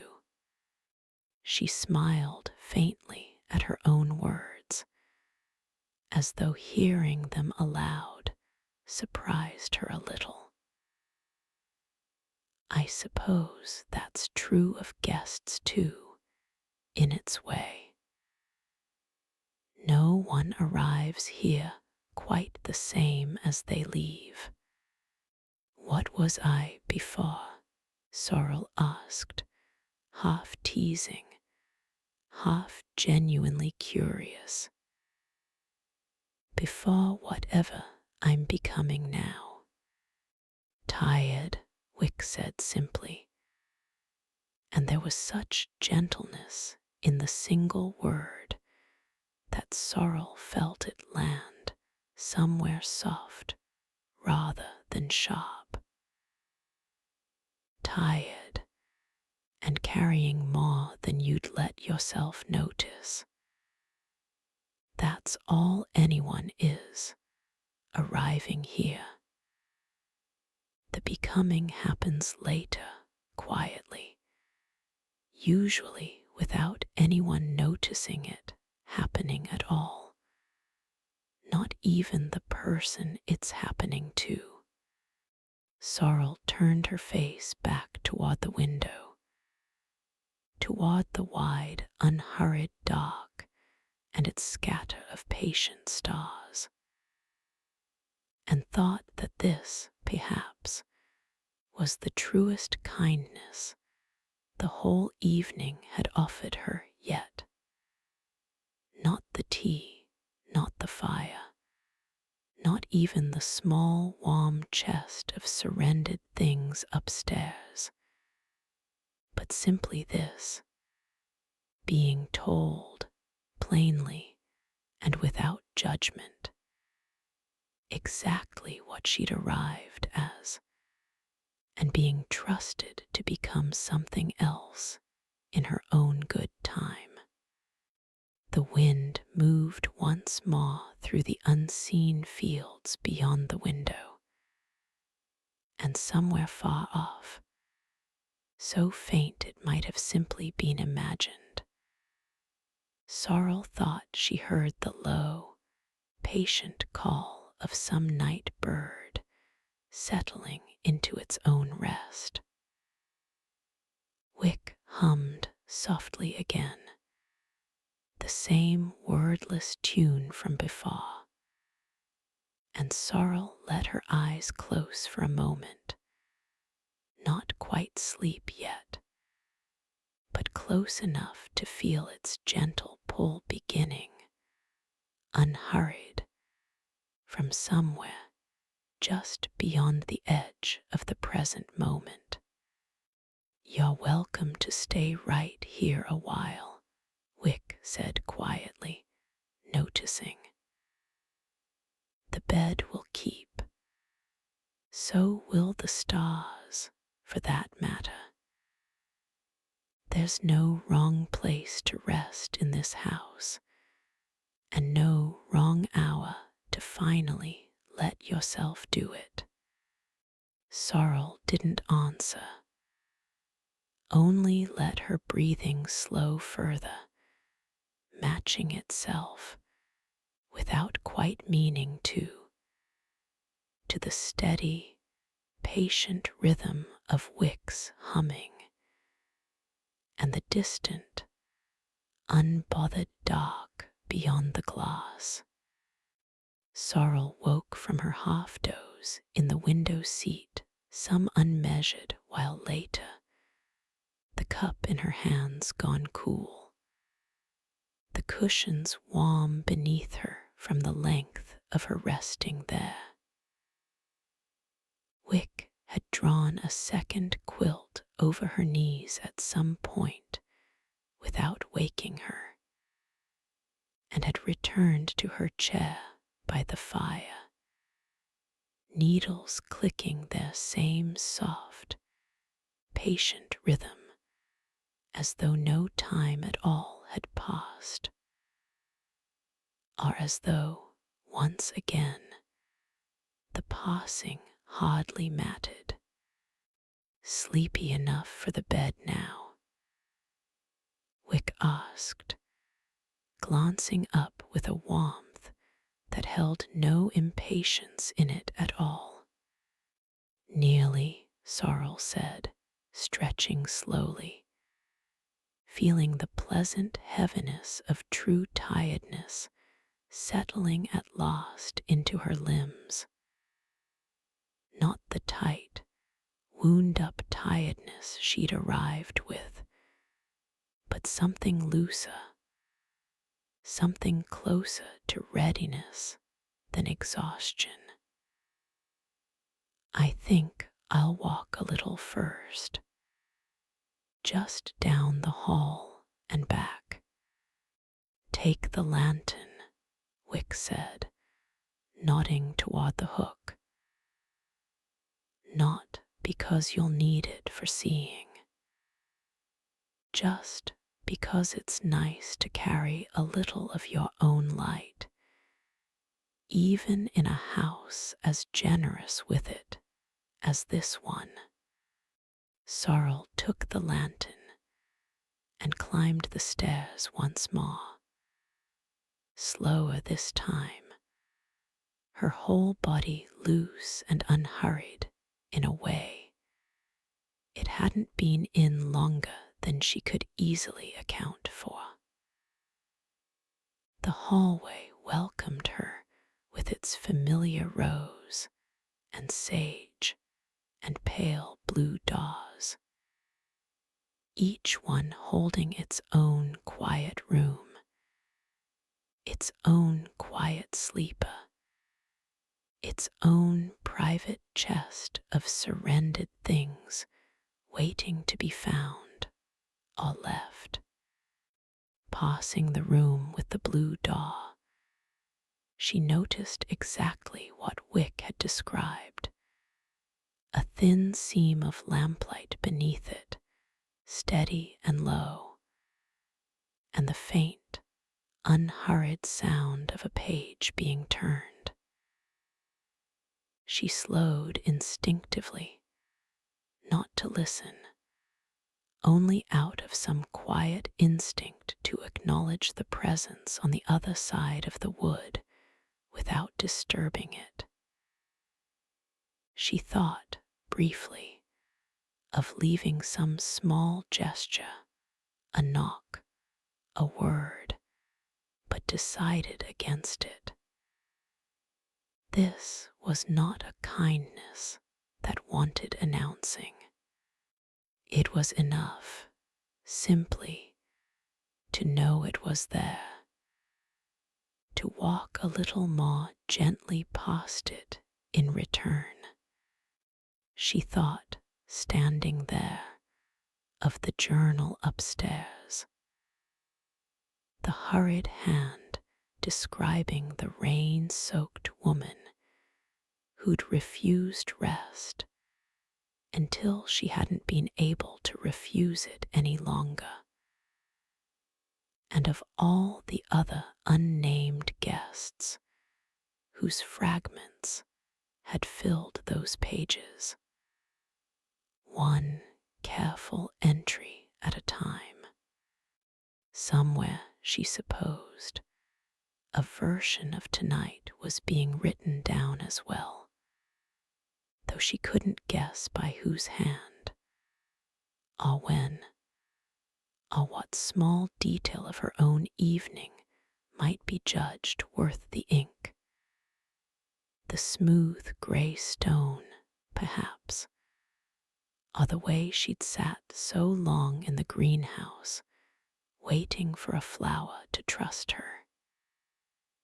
She found she didn't mind the thought of being written about by a stranger she'd never meet.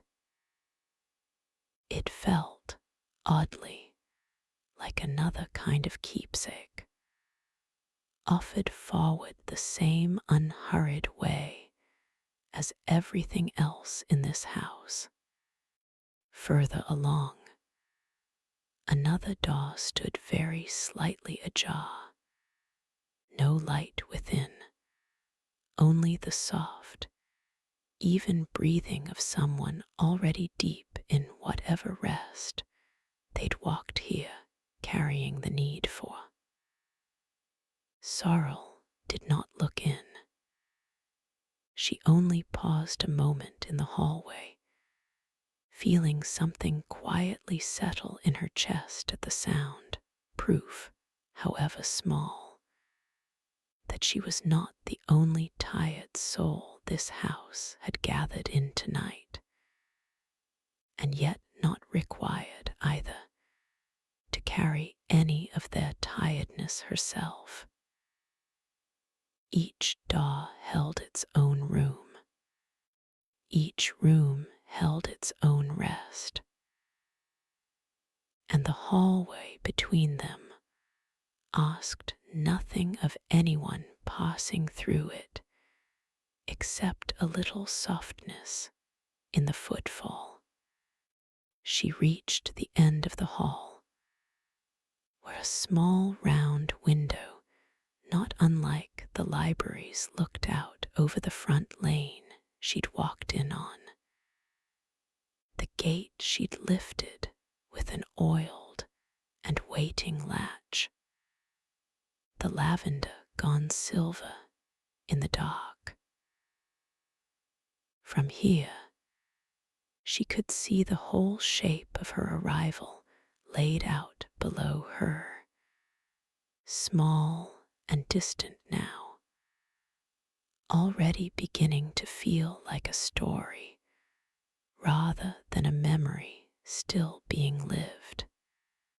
She could just make out the low stone wall, the swinging sign with its wan painted letters, the exact patch of shadow where she'd stood deciding whether to lift the latch at all. It seemed such a small hesitation now, looking back on it, though she remembered it having felt enormous at the time. The last little test of whether she'd let herself be received by something this gentle, after so long spent not letting herself be received by anything at all. A floorboard creaked somewhere behind her, and Sorrel turned to find no one there, only the hallway settling itself for the night, the way old houses do, shifting its weight the way a person shifts in a chair grown comfortable.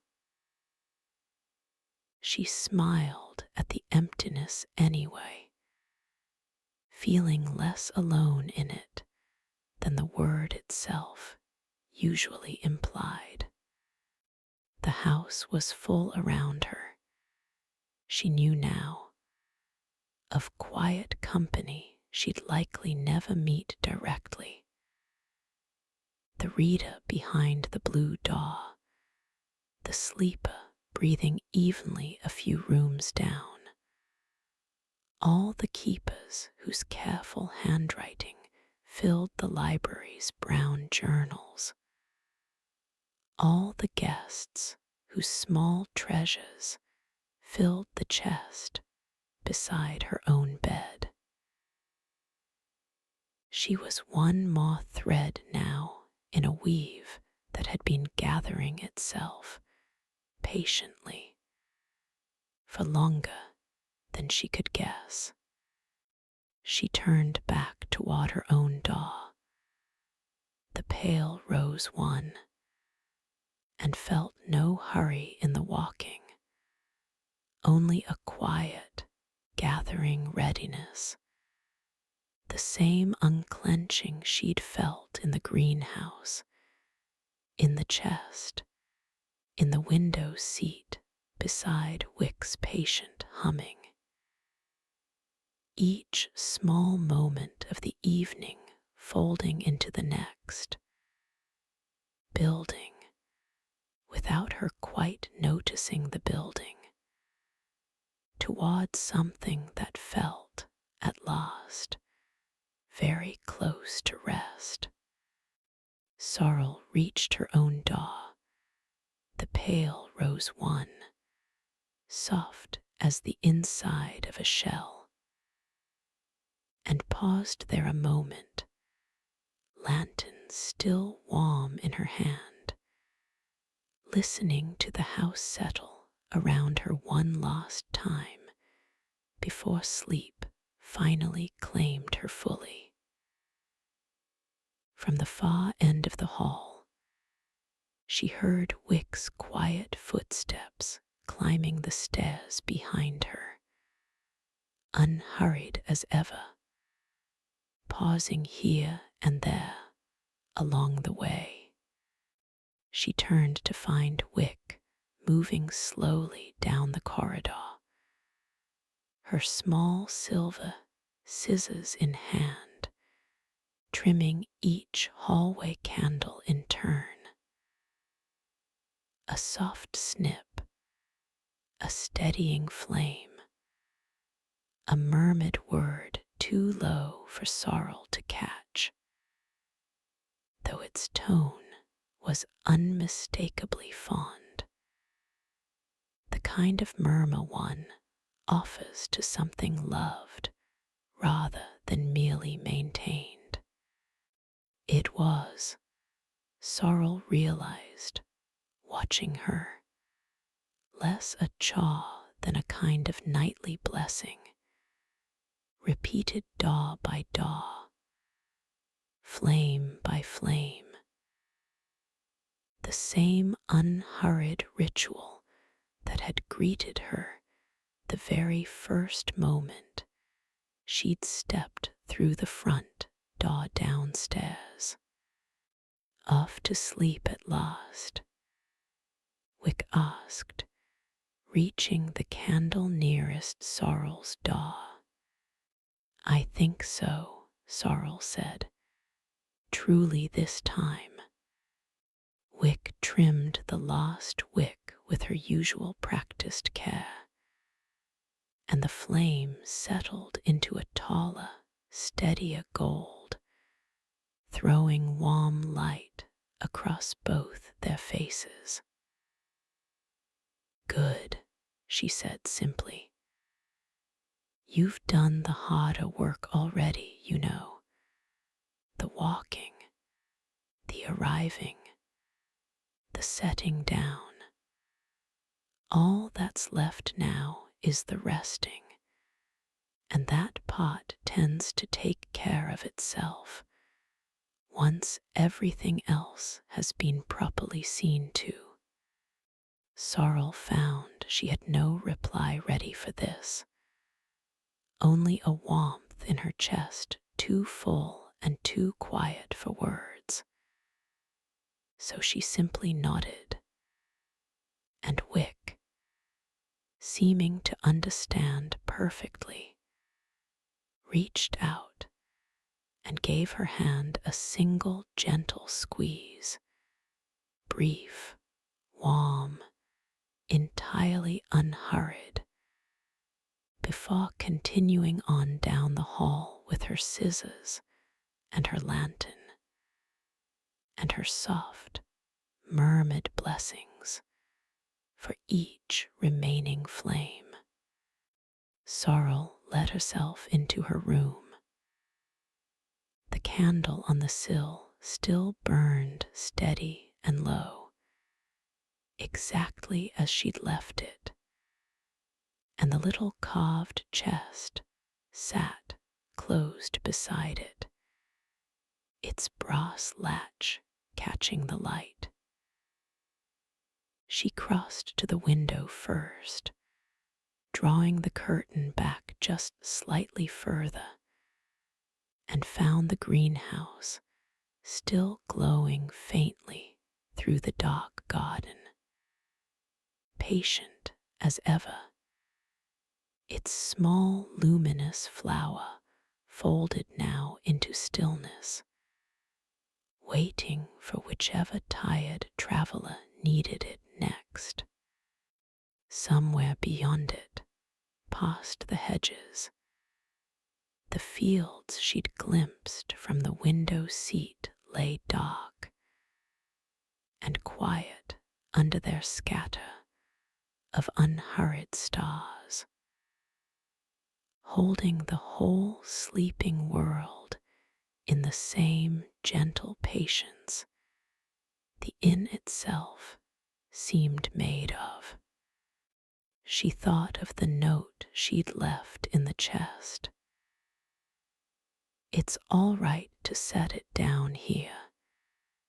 It will be warm and understood fully now that she'd been writing it as much to herself as to whichever stranger might read it next."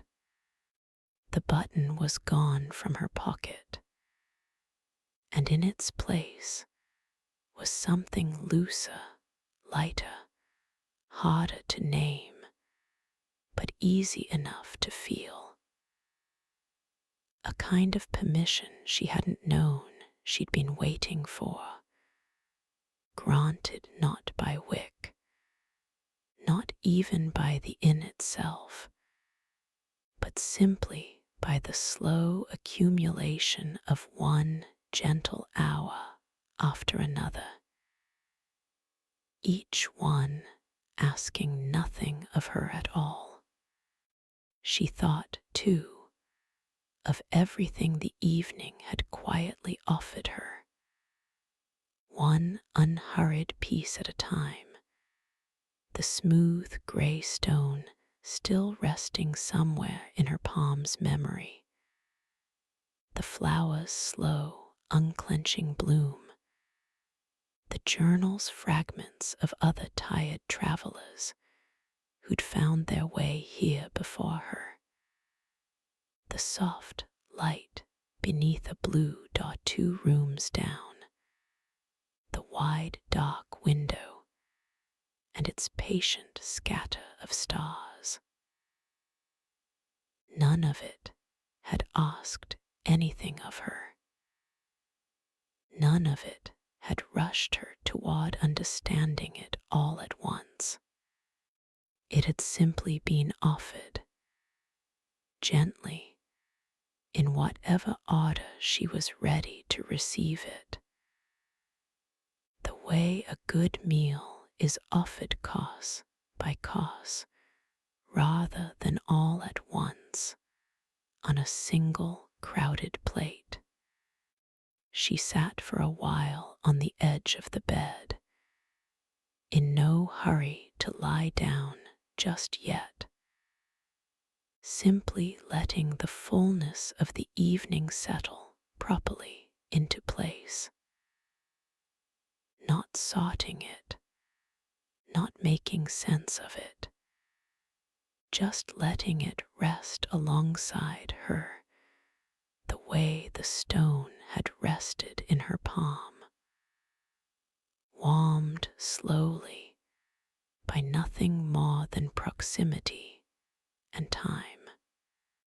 She changed into the soft night clothes folded at the foot of the bed. She hadn't noticed them there before, though somehow their presence now felt entirely unsurprising. One more small kindness offered without being requested, and climbed at last beneath the heavy linen coverlet, the sheets still faintly warm, still faintly scented with dried lavender. The candle burned low and steady beside her, casting its familiar gold light across the sloped ceiling, and through the gap in the curtains, the navy sky held its patient scatter of stars, exactly as it had the moment she'd first arrived, exactly as it would, she suspected, for as long as this strange and gentle house continued standing. Somewhere down the hall, she heard the last soft snip of Wick's scissors, the last murmured blessing, and then footsteps retreating slowly toward whatever quiet room the keeper called her own. A room Sorrel would likely never see, and found she didn't need to, content simply to know it existed somewhere within these warm walls, holding its own keeper the way every other room here held its own tired guest. The house grew stiller. The fire below burned down to its low, patient coals, and Sorrel, warm and unhurried, and finally fully ready, felt her eyes grow heavy in a way that asked nothing of her except to let them. She lay back slowly against the pillow, the heavy linen coverlet settling warm around her shoulders, and let her gaze rest one last time on the small gap in the curtains where the night still showed itself, patient and unhurried, and entirely unbothered by the hour. The candle on the sill burned low and steady, its flame no longer needing tending, content simply to glow, the way it had told her, without words, it always would. Somewhere far below, the fire's last coals settled into their soft orange rest, and somewhere down the hall, a page turned once behind a blue door, and then turned no more. The whole house, it seemed, was easing itself toward the same quiet stillness Sorrel felt gathering now in her own limbs, heavy and warm and entirely welcome. She thought drowsily of the smooth gray stone with its single white ring, resting now in the little carved chest beside her bed, and of the button tucked in beside it, and the note folded twice in her own uncertain hand. She thought of the flower in the greenhouse, opening only for those who'd stopped rushing, and understood in the soft, unhurried way that true understanding often arrives, that she had stopped rushing somewhere between the fountain's whisper and the window seat's wide dark sky, without ever quite noticing the exact moment it happened. She thought of the journal in the library, its soft brown cover and its chain of careful, quiet hands, and wondered whether some future keeper might, one gentle evening, add a line about her. The woman who arrived tired and left her mother's button in the old carved chest, who sat so long in the greenhouse waiting for a flower to trust her, who finally understood, somewhere between one warm cup and the next, that carrying something for a long time doesn't mean you have to carry it forever. She hoped faintly that they might. It felt like a fine thing to be remembered for, however small, however quietly.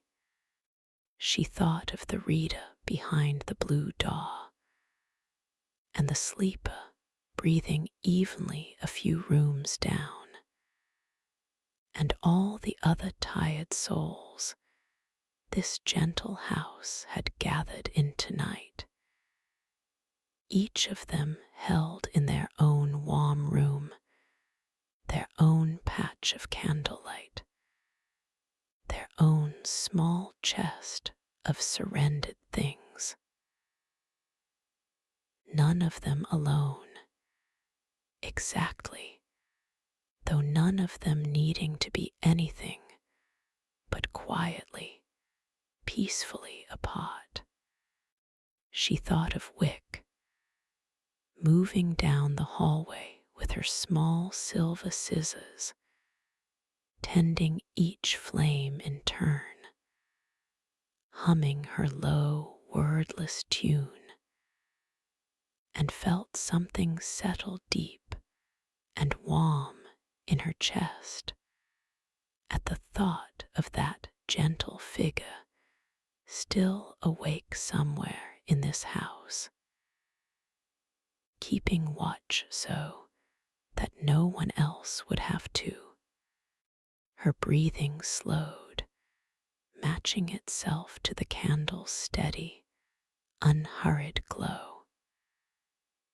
Her eyelids grew heavier with each soft, unmeasured minute, and the room around her began to blur gently at its edges, colors softening into one another the way watercolors bleed at the borders of a page, the rose of the daw, the amber of the flame, the deep navy of the sky beyond the glass, all of it folding slowly into something warmer, something wider, something that no longer needed distinguishing. Somewhere in that soft, folding dark, she thought she heard the fountain in the greenhouse still trickling its patient song, and the wind still moving gently through the jasmine, and Wick's low hum drifting one last time through the old wooden walls of Hollowlight Inn, tucking the whole house in for the night the way she had tucked in every tired traveler who'd ever found their way here before. The candle burned on, low and endless and unbothered, keeping its quiet watch long after Sorrel's breathing had settled fully into the slow, even rhythm of true and dreamless rest. Outside, the stars continued their patient turning. The greenhouse held its small, sleeping flower. The chest beside the bed kept its gathered treasures safe and warm. And somewhere within the walls of a hidden inn that only revealed itself to those tired enough and honest enough to need finding it, a woman named Sorrel slept more deeply than she had slept in longer than she could remember, held, unhurried, and entirely at rest. Wick would check on her once more before the night was through, as she checked on every room, pausing quietly at the pale rose door, listening for the soft, even breath that told her all was well, before moving on down the hall with her lantern and her small silver scissors, tending each remaining flame with the same patient, practiced care she'd given every flame before it, in every room, on every night the inn had ever kept a tired soul beneath its roof. She would find, as she always did, that the house had done exactly what it always does for those who finally let it, asked nothing, offered everything, and waited, warm and unhurried, for morning to arrive on its own good time. If you find yourself here too tonight, let your own eyes grow heavy now. Let the candle in your own mind burn low and steady. Let the last of today's small weights settle gently into whatever warm chest is waiting to hold them.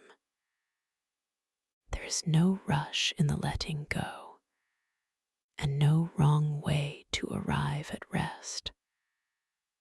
Only the slow, patient unclenching that comes eventually to anyone tired enough and honest enough to finally allow it.